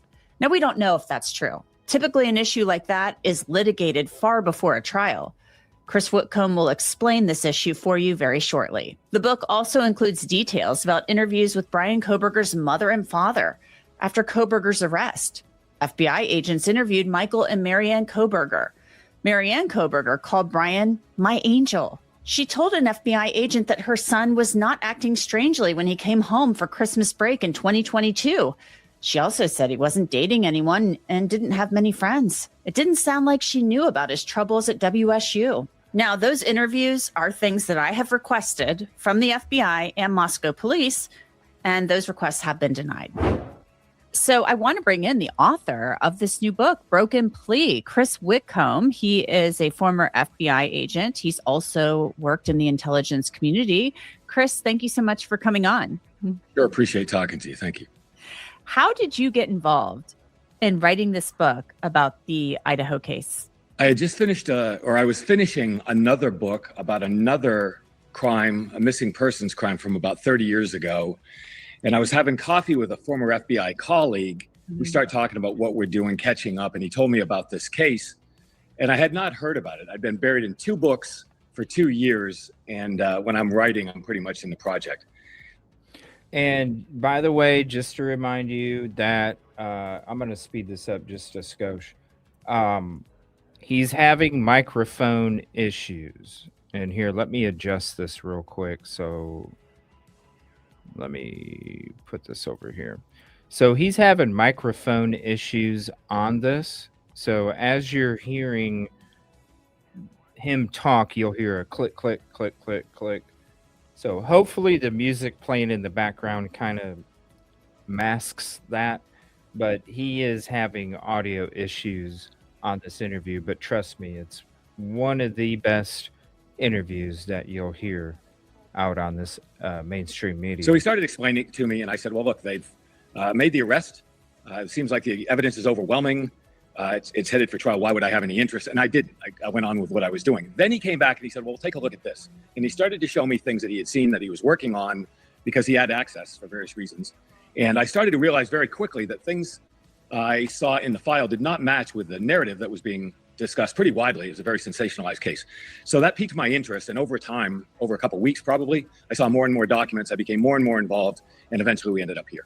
What were the things that really stood out to you, those things that you found most interesting? The two things that I was introduced to first was Paulette Sutton's report, which showed anomalies, many people would call them anomalies, but things that stood out because you have 3 discrete crime scenes within this house itself. It's a large house, 3 stories, 6 bedrooms, 3 bathrooms. We all know the house. The bedroom on the 3rd floor looked like a traditional crime scene. The bedroom on the 2nd floor, Xana's bedroom, looked very, very similar. The characteristics, the blood spatter, the things that you would see in a homicide of this investigation, an investigation like this, homicide investigation. And then the common area. And I'm going to pause that real quick because when you see this drone photo, right? You see this ladder right here?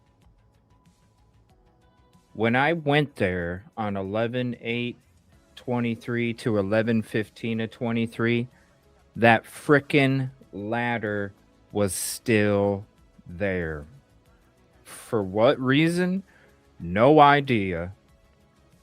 The ladder was still there. Wild shit, man. And then the common areas of the 2nd floor, how the killers got from the 3rd floor to the 2nd floor, based on Paulette Sutton's report, eventually on Dr. Brent Turvey's report, and what I was seeing, it stood out as very, very different. The blood that was diluted with an unknown substance, many, many things that stood out as problematic. Then as I got looking into the details of the case, the knife sheath came up, and the knife sheath seemed to be problematic.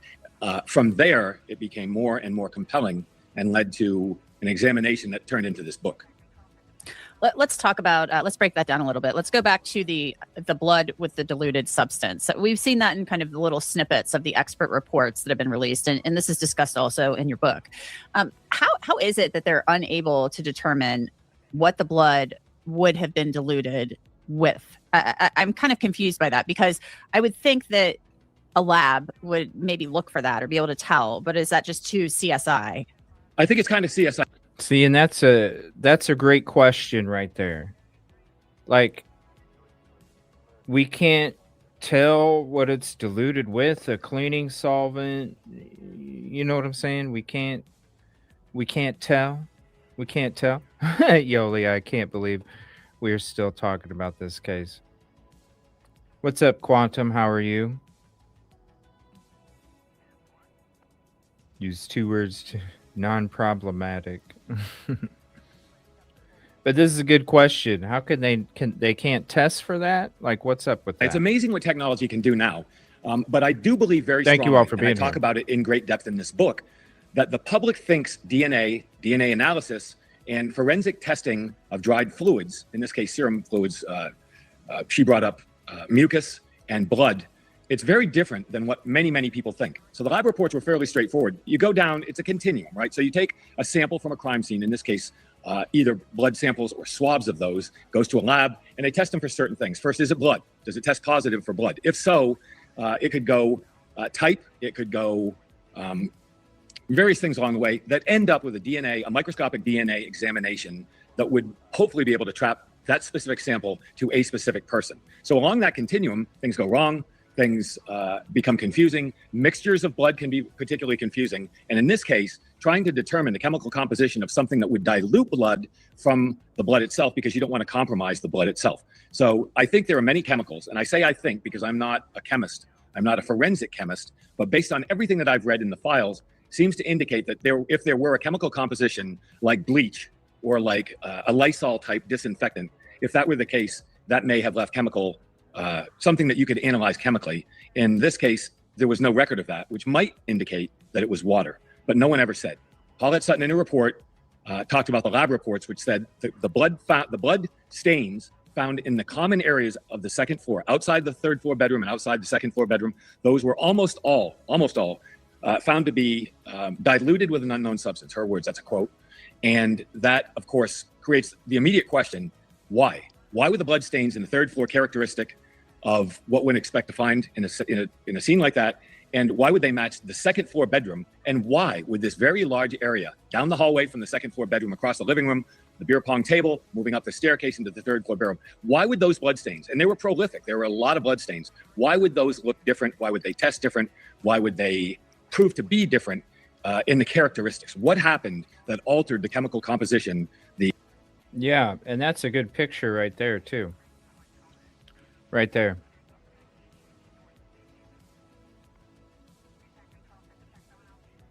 Maybe it was water? Really? So we're led to believe that the person that committed this crime used water.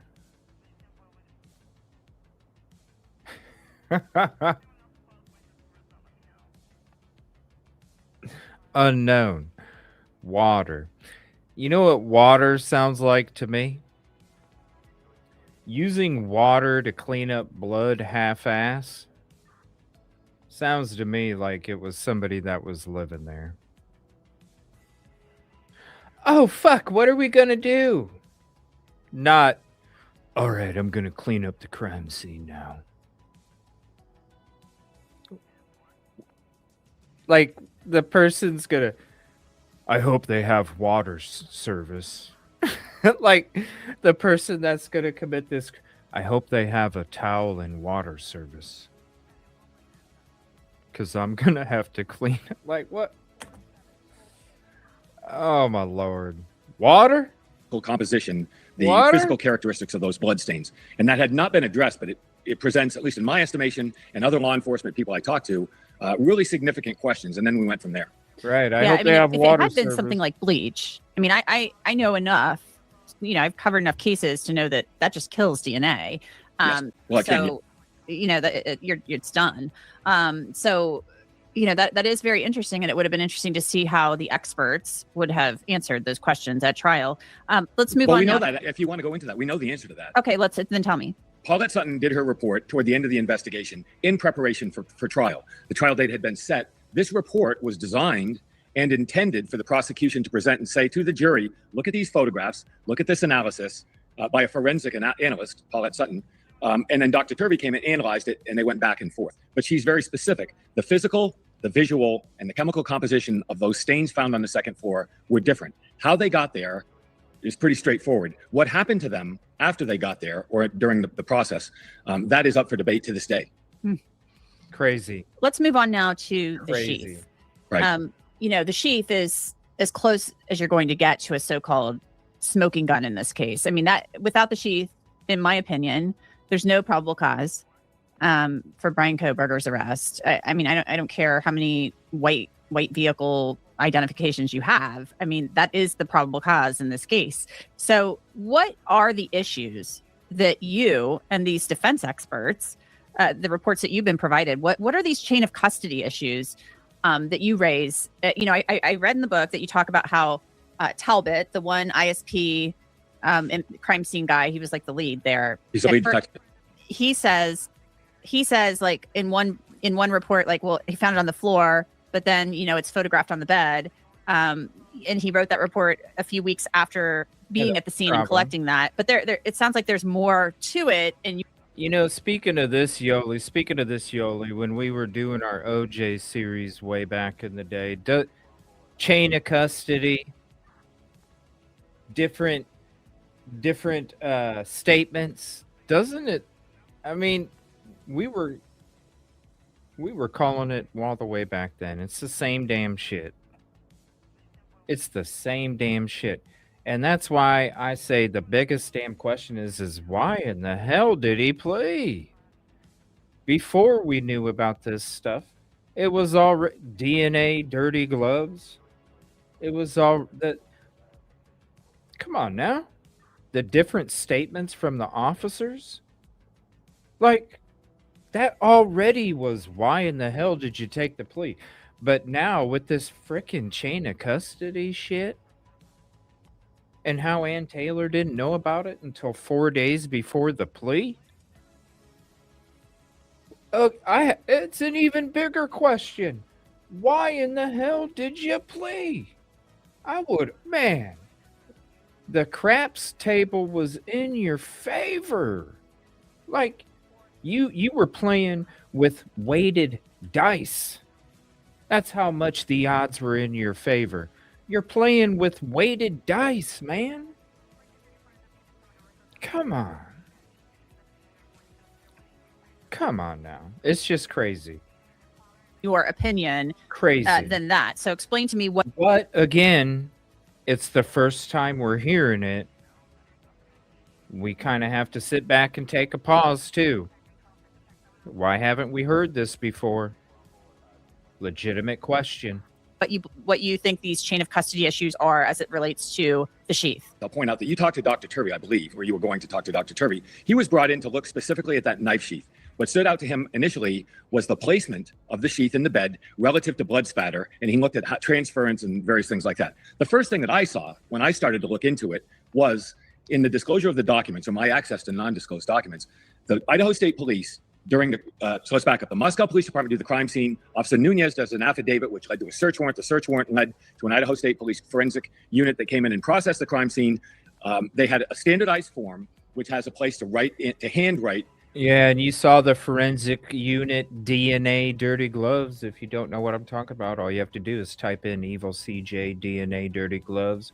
If you want to know about the real vehicle that was leaving and coming in, and the breakdown, the exhaust, the windows, the fog lights, everything, even where that Dodge Charger lived, 1119 King Road, all you have to do is type in EvilleCJ Dodge Dart, and all those videos will pop up for you. Multiple videos. Check them out. In details as you collect evidence.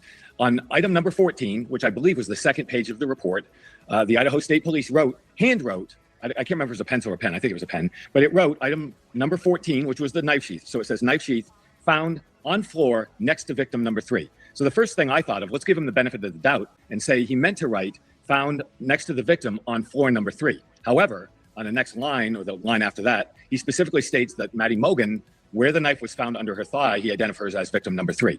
So let's just say that there's no conspiracy here whatsoever. Let's just say that's what he wrote, contemporaneous with picking up the knife sheath, and he says it was found on the floor. Why is that a problem in any way? Who cares where it was found?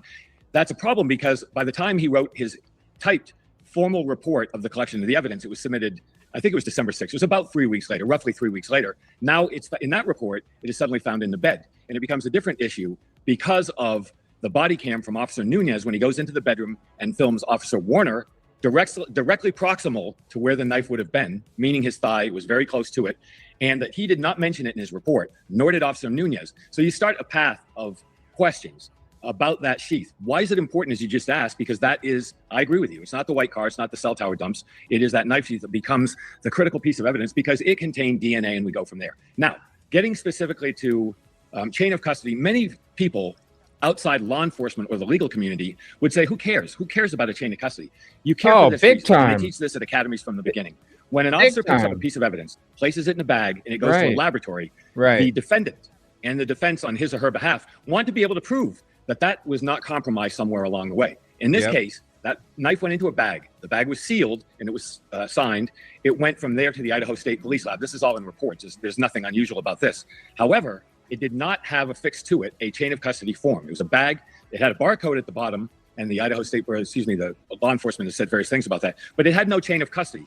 Later, it suddenly ended up with 2 forms, which were handwritten chain of custody, saying it went from officer so-and-so to officer so-and-so to the lab. Right. So that's a problem, right? Because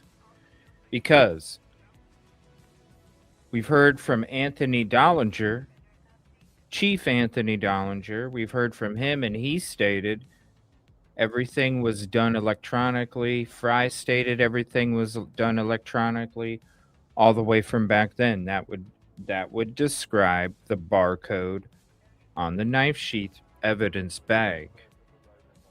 But what should have been turned into discovery was the actual file, not this handwritten.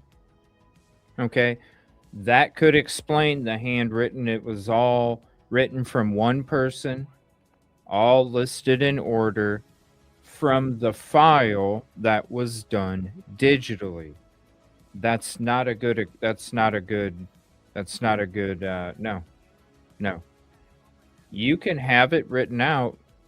Where's the actual file that shows the date and timestamps of when data was entered. Because that's what it would have. The date, the time, the date, it was entered, by who, what was entered, transferred, yada yada. So this is why we have to put the pause and go, wait, okay, this is the first time we've heard about it. Because to him, he not seeing the file could be going, look, where's the chain of custody? There's a chain of custody issue. It's all written from one person. Now, I'm not saying they didn't turn over the file. The file could literally be in the data. And maybe Brent Turvey he just came across the file that had it all written from the same handwriting. That explains the same handwriting. That explains why there's no chain of custody attached to the evidence bag for the knife sheath. And it also could explain why we don't, or why somebody didn't have access or didn't come across. Again, we're hearing stories that A.Taylor didn't know about it until 4 days before the plea. You know, obviously documents were missed, right? That's obvious. Documents were missed. Who says the file of the actual chain of custody with the dates and the timestamps from the file itself isn't in the discovery? It very well could be. And then if we find out if that is the truth, is there really truly a chain of custody issue? That's the biggest question that we have to ask ourselves right now.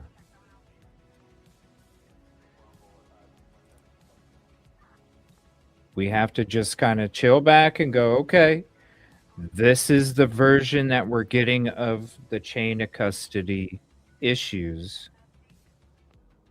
Let's just chill out for a little bit and let time tell us what's going on.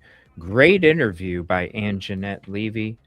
And shout out to both of them. This is a great interview. And thank you all for being here. Appreciate you very much. To the evidence room and eventually to the laboratory.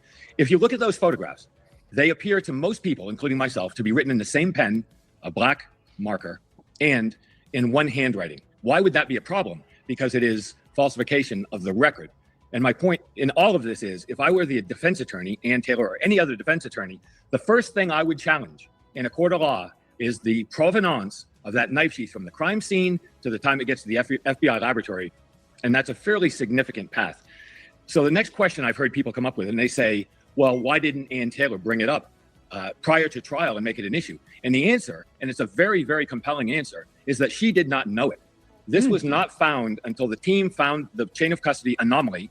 They presented it to Dr. Brent Turvey, and that ended up being presented because he was there to look at the provenance of the knife sheath. He presented it to A.Taylor. However, and everybody needs to know this because I know many people talk about it, A.Taylor did not see this trouble with the chain of custody until I think 4 days, specifically 4 days before Brian Kohberger took a change of plea. So she did not challenge it because she did not know about it until just before he changed his plea. But I guess my question would be, if she is notified that there's this chain of custody issue and that, oh my God, you could go back and get the entire case. I mean, maybe not the entire case, because that if that could have been litigated, pretty damn close. Why didn't she go back to the court and say, hold the phone? We've Right. discussed, or we've discovered that there's a major potential chain of custody issue here, and we need to file a motion to suppress this knife sheath because we believe that there is some type of, and we think we have the evidence to show in good faith that there was a chain of custody issue here, and we're going to file this motion. Why? Because the plea deal was in the works and they wanted to wrap it up and move on? First of all, that's an excellent question. And thank you for talking this out, because in writing a 430-page book based on... It is an excellent question, and that's what I was asking in the beginning of the show. Why wasn't there some kind of emergency hearing? Okay, so you only found out about it 4 days before the plea.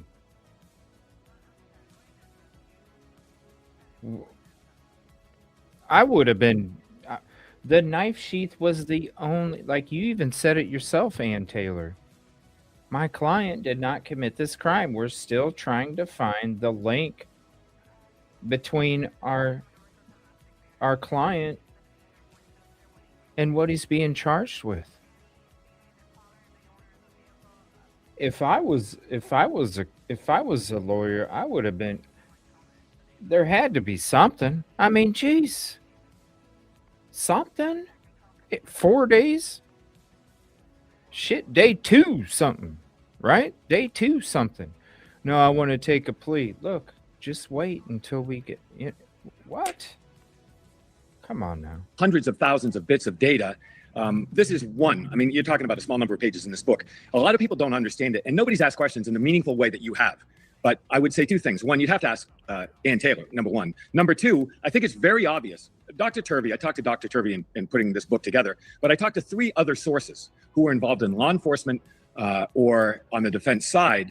So I'm not just getting all this information from him. But I think what rises as the answer to your question is that this didn't happen in a vacuum. Brian Kohberger did not change his plea. He woke up and walked into her office and said, I'm going to change and plead guilty. The days leading up to this are shrouded in mystery. Nobody knows when the deal was made. Nobody knows how it was made. And I say deal for this reason. It was a death penalty prosecution that right up to the scheduled day of trial was supposed to be that. The obvious change was Brian Kohberger pled to 4 counts of murder with life imprisonment. So it took the death penalty off the table.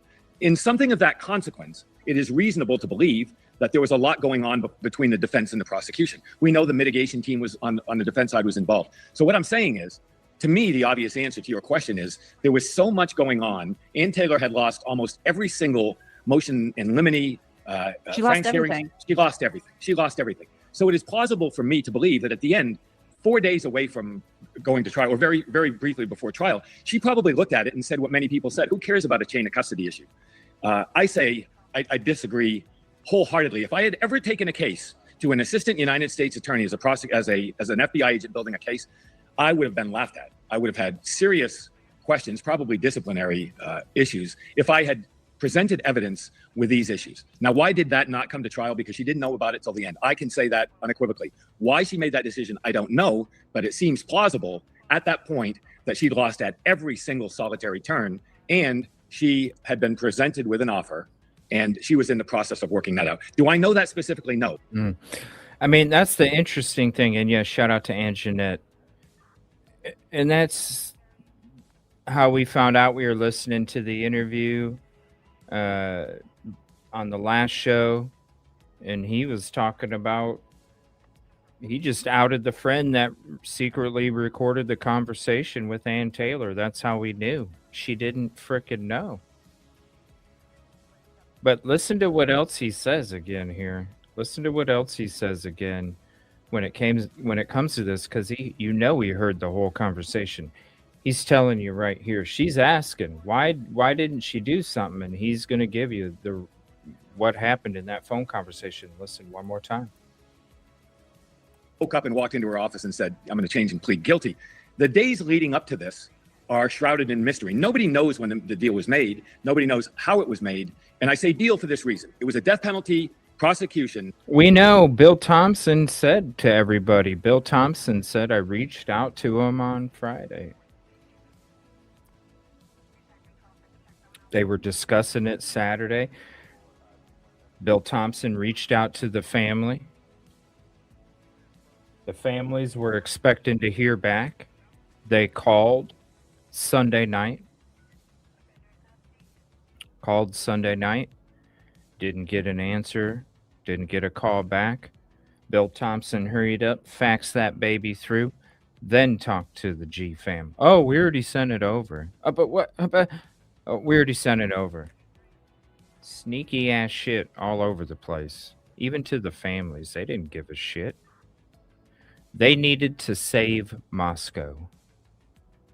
And the only reason they could save Moscow was find the killer. Because we found out after that first semester went by when the killing took place, and 50% is what came back. How many would have came back for that new year if the killer hadn't been caught? 25%? You think 25% is going to support what used to be half of Moscow's population? Mm-mm. Steve G even told you himself in late November 22. If the university doesn't survive, Moscow doesn't survive. He told you all the way back then. That's their main goal. Always has been. That right up to the scheduled day of trial was supposed to be that. The obvious change was Brian Kohberger pled to 4 counts of murder with life imprisonment. So it took the death penalty off the table.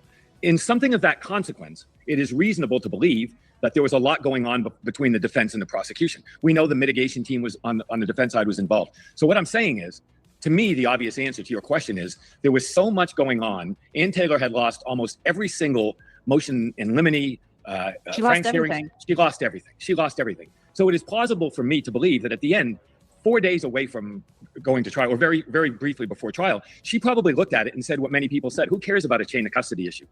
I say, okay, are we really supposed to believe that?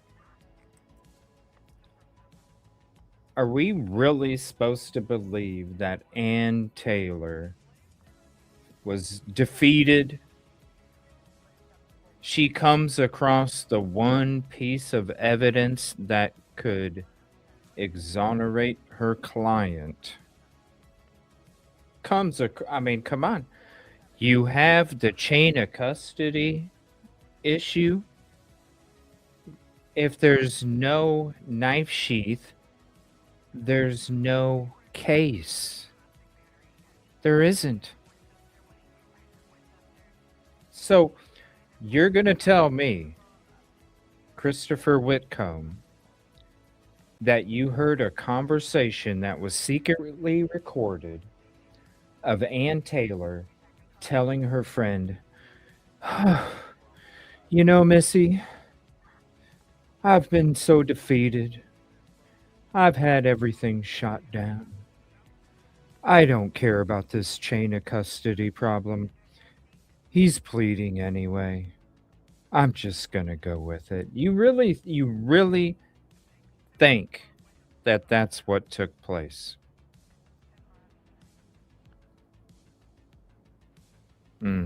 I don't think so. I can't see it. I can't see it. Oh, I've had everything shot down. The biggest piece of evidence that could exonerate Brian. Oh, who cares? I have issues with that. I really do. Let me know what you think. I can't wait to see what Rosie thinks. I have a big problem. And then you mix that with, this is the first time we're hearing about the chain of custody. I already told you how the chain of custody could not have concerns if certain things exist. We just don't see them yet. I'm having some concerns. I'm not going to lie. I disagree wholeheartedly. If I had ever taken a case to an assistant United States attorney as an FBI agent building a case, I would have been laughed at. I would have had serious questions, probably disciplinary issues, if I had presented evidence with these issues. Now, why did that not come to trial? Because she didn't know about it till the end. I can say that unequivocally. Why she made that decision, I don't know, but it seems plausible at that point that she'd lost at every single solitary turn. I don't think so. She had been presented with an offer. And she was in the process of working that out. Do I know that specifically? No. But do I know that it was presented at the end? People say, why didn't she make this a point in the case? I do know that. Yes, I do know that. I'm having such a hard time thinking that's true. I really am. So Brian Kohberger on July 2nd, 2025 walks into court, and there's a statement of facts laid out. You write about it in your book. And they ask him if he's guilty, if he broke into the house with the intent to commit the crime of murder. And he says yes 4 times. He also said guilty 4 times. I mean, Judge Hippler went over this again and again and again. It's I mean, so he's basically saying, like, you got me. I mean, I was in the courtroom. I watched him. I sat he there. Said guilty. There was unequivocal. He said yes, and he was guilty. Yes. Yes, he said it. And I remember as Bill Thompson was reading the statement of facts, I literally had a bird's eye view of Bryan Kohberger, and he sat there. He just stared at Bill Thompson the entire time. I don't think he blinked, maybe twice the entire time. And he was listening intently to everything that Bill Thompson said. It was almost as if, in my view, it was like he was listening to see if he got it right. And if it was all correct. And so you've seen far more than the rest of us have. Do you believe that Bryan Kohberger committed these crimes factually, from a factual perspective? I think you've read the book, right? You've read the book, or at least a lot of the book. I've read much of the book. Okay. In all of the book, in every single page of the book, I've said 2 things unequivocally. I don't have an opinion. I don't have a theory. I don't speculate. I say, this is the evidence. This is what occurred. And the very first pages of the book are that hearing. Okay, this is where I'm a little disappointed. She's asking you for your opinion. She's not asking for your opinion in the book. I would have asked the same question. Why dodge it? You know what I'm saying? Why dodge it? Give us your opinion. Why not? You didn't investigate the crime, because then you shouldn't give your opinion. But you're not an investigator of the crime. You wrote a book on it based off of evidence that was given to you and shared with you for you to regurgitate it so they didn't have to. Give your opinion. You know what I'm saying? The book says you says were an FBI agent for years. Come on now. But I can't. Okay, if I come out and say what I think, immediately I corrupt everything that I've said in the book, because it's not about what I think. No, you don't. You wrote what you wrote in the book. The book speaks for itself.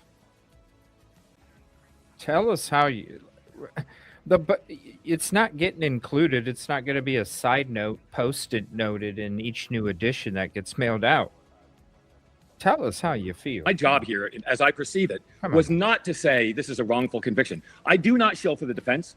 I do not say I'm a former cop, therefore I'm all law enforcement. What I say is Chris Whitcom, stipulate, as lawyers would say, to the fact that he pleaded guilty. And I agree with every word that you've just said. But in the criminal justice system today, do people always plead guilty to things because they're guilty? One might argue that sometimes they do it to make a deal. The plea deal permeates every law enforcement television show, every book, everything you've ever seen in your life, because people take deals all the time. I'm not here to argue why Bryan Kohberger did it or did not take the plea. And I will say that I have great respect for the fact that you were there, and I value your opinion, what you saw. I was not there when he said those things. But we all know, and we have all talked about in great detail, Bryan Kohberger's social, I don't know, it's not a diagnosis, but the things, let me just say this to frame it. A.Taylor filed a motion in limine and had to get Bill Thompson to agree in a hearing before Judge Hippler that the prosecution would not refer to him in court as a psychopath, right? That is court record. So there was a perception among you and me and various other people that he acted very oddly when he showed up in his interviews, the traffic stops, everything else. And I think that a person looking objectively would have to say, I don't know what's going on in Bryan Kohberger's head. He's a very, very odd guy. So looking behaviorally at a crime is important. And I agree with you. Looking behaviorally at him is very important. But if you're going to do that, you have to look at Bryan Kohberger and say, there's a behavioral characteristic of the crimes themselves. What happened to each of the victims? So is it valid? Yes, your points are very valid. Do I say that Bryan Kohberger did or did not do it? No, I do not, nor do I have an opinion for this book or talking to you. Do I see overwhelming issues with this case writ large that nobody has seen or talked about? Yes, I do. And I'll say this too. I'm the first one that put this together and came out with something. But I will tell you unequivocally, there are books and other projects coming out in the not distant future that will look at other aspects of this case. And I think I'm the first lightning rod that takes, that people talk about. But there are others coming. This is not over. This is the beginning. Do you think that this is the last that we've heard of Bryan Kohberger? As you know, part of this plea bargain did not include him, sitting down for a proffer. It did not include him allocuting. He didn't have to offer. He didn't have to give anything. Nothing. He didn't have to offer any corroborating information, Nothing. which stuns me because I interviewed Bill Thompson and I said, you didn't even get a proffer from him. Nothing. Like you didn't get anything. Nor was it required. Nor was there any stipulation. I've seen all the talk, and Judge Hipwood says you can't mandate it. And I would say, yes, of course, that's the case. But there are certain things about Idaho. You can't take an Alford plea in this case. You can't do certain things. And one of those things is a condition of a plea agreement could have included allocation. That's certainly an option. They could have said, oh, yeah, we'll take death off the table. Yep. But you need to sit down. He needs to sit down with us, A.Taylor. Yep. And we need some corroborating information. It could have been as simple as that. Where did he put the knife? So anything. Where are the clothes? Did he bury the clothes? Because we know about the shovel. Right. The order, why you did it. I mean, there's so many questions that they, because according to them, they had the cards, but honestly, they didn't have shit. That's why they freaking gaslit the families and hurried up and rushed this thing and faxed it over ASAP. 801. Bam. Already sent. Okay, now check the messages. Give me a break. And just explain the weapons. I mean, we've never found the blunt force trauma inflicted on Kaylee. Nobody even talks about the fact that something used to attack her was taken out of the house. Nobody's even ever mentioned that. It's seldom mentioned. I've talked to people. I talked to an expert who said it could have been as easy as using the K-bar with a fist. That's what they did. Some of them is possible. Yes, some of that is possible. But it was not part of the dialogue. Oh, that's what I've been saying from the beginning. Shit, from the beginning, we learned it was a K knife. I was hearing at the same time that of Kaylee's injuries specifically. Hello, yeah, the butt of the freaking K knife. Come on, hello. Yeah, I'm just saying, there are a number of explanations for that. There's horrific injuries. But I guess my point is, I am not convinced that we've heard the end of Bryan Kohberger. I've been saying that for a while. I don't know if there's a habeas petition possibly in the works, depending on the outcome of the Dateline leak investigation. And we don't know really what's going on with that. But I'm just saying to you, I'm not sure. It just seemed all just a little bit too tidy. And I'm not sure anything in life is really ever that tidy. I can only say thank you, because I've talked to so many people, and many of them were very, very, during the last week, talking in podcasts and things like this, I've talked to so many bright people that have been very involved in this case for 3.5 years. And I'm talking about attorneys. I'm talking about people retired from law enforcement. I've talked about podcasters who followed this, other journalists who followed it. You were the very first person. Wow. The very first person that I've talked to that had meaningful representations of fact in the context of how criminal justice works. Whoa. He just said that? Damn. Whoa, what, bro? What? Say that one more time. A while. I don't know if there's a habeas petition possibly in the works, depending on the outcome of the Dateline leak investigation. And we don't know really what's going on with that. But I'm just saying to you, I'm not sure. It just seemed all just a little bit too tidy. And I'm not sure anything in life is really ever that tidy. I can only say thank you, because I've talked to so many people, and many of them were very, very, during the last week, talking in podcasts and things like this, I've talked to so many bright people that have been very involved in this case for 3.5 years. And I'm talking about attorneys. I'm talking about people retired from law enforcement. I've talked about podcasters who followed this, other journalists who followed it. You were the very first person that I've talked to that had meaningful representations of fact in the context of how criminal justice works. And I'm grateful for you bringing that sense and perspective. Ask questions. I'm not saying I have all the answers. I think it's critical.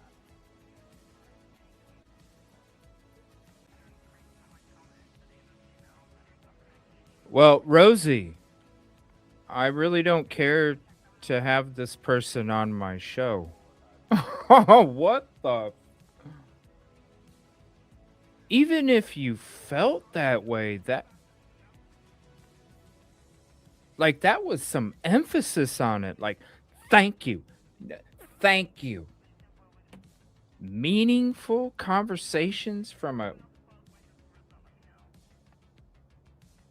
What? I've been saying that for a while. I don't know if there's a habeas petition possibly in the works, depending on the outcome of the Dateline leak investigation. And we don't know really what's going on with that. But I'm just saying to you, I'm not sure. It just seemed all just a little bit too tidy. And I'm not sure anything in life is really ever that tidy. I can only say thank you, because I've talked to so many people, and many of them were very, very, I mean, during the last week, talking in podcasts and things like this, I've talked to so many bright people that have been very involved in this case for 3.5 years. And I'm talking about attorneys. I'm talking about people retired from law enforcement. I've talked about podcasters who followed this, other journalists who followed it. You were the very first person that I've talked to that had meaningful representations of fact in the context of how criminal justice works. Wow. In the context of how criminal justice works.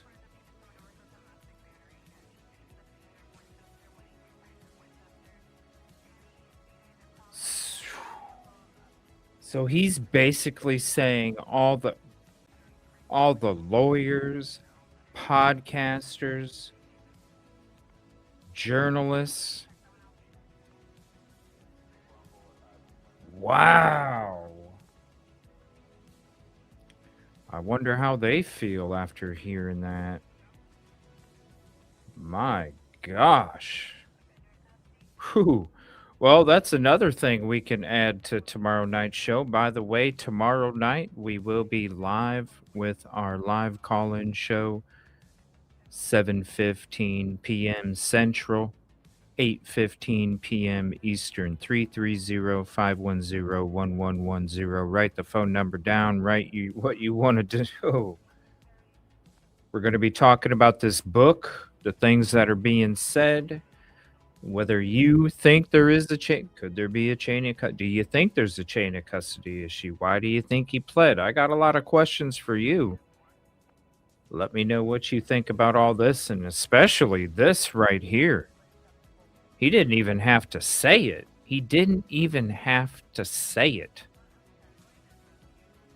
And he done said it. Wow. I wonder how those people feel. That's wild. Thank you all for being here. Appreciate you very much. Please hit the like, subscribe if you're not. Share this out to your socials and friends. Help us hit the algorithm. Tomorrow night, again, live call-in show. Friday night, we'll be here with Rosie. We're going to be doing the plea deal breakdown, Rosie notes, and got a lot of interesting stuff to talk about. Man, this is crazy. I'm sure there's going to be more tomorrow. There always is. By the way, new membership tier, EvilleCJ Private Eyes.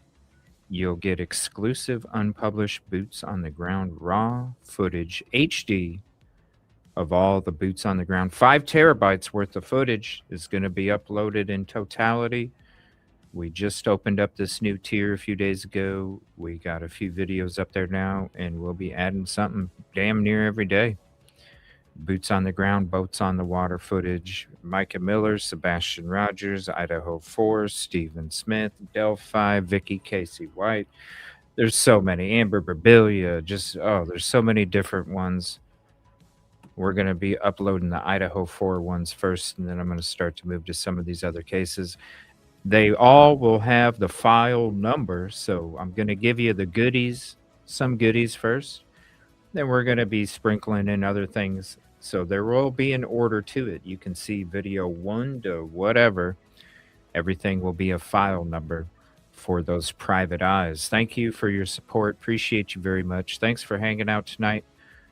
We'll see you tomorrow night. We'll have a notification out probably in the morning sometime. So make sure you hit notify, because even if you don't get a notification, it'll still show up on your feed when you go to your home screen of your YouTube. So make sure you hit that notification to get notified, because even if it doesn't go ding, even when you go to home, oh, CJ's live, it'll pop up for you. Appreciate you very much. Please be safe. Love you guys. And I can't wait to talk to you tomorrow night. Yikes. It's a lot of shit to talk about, huh? Love you guys. Be safe.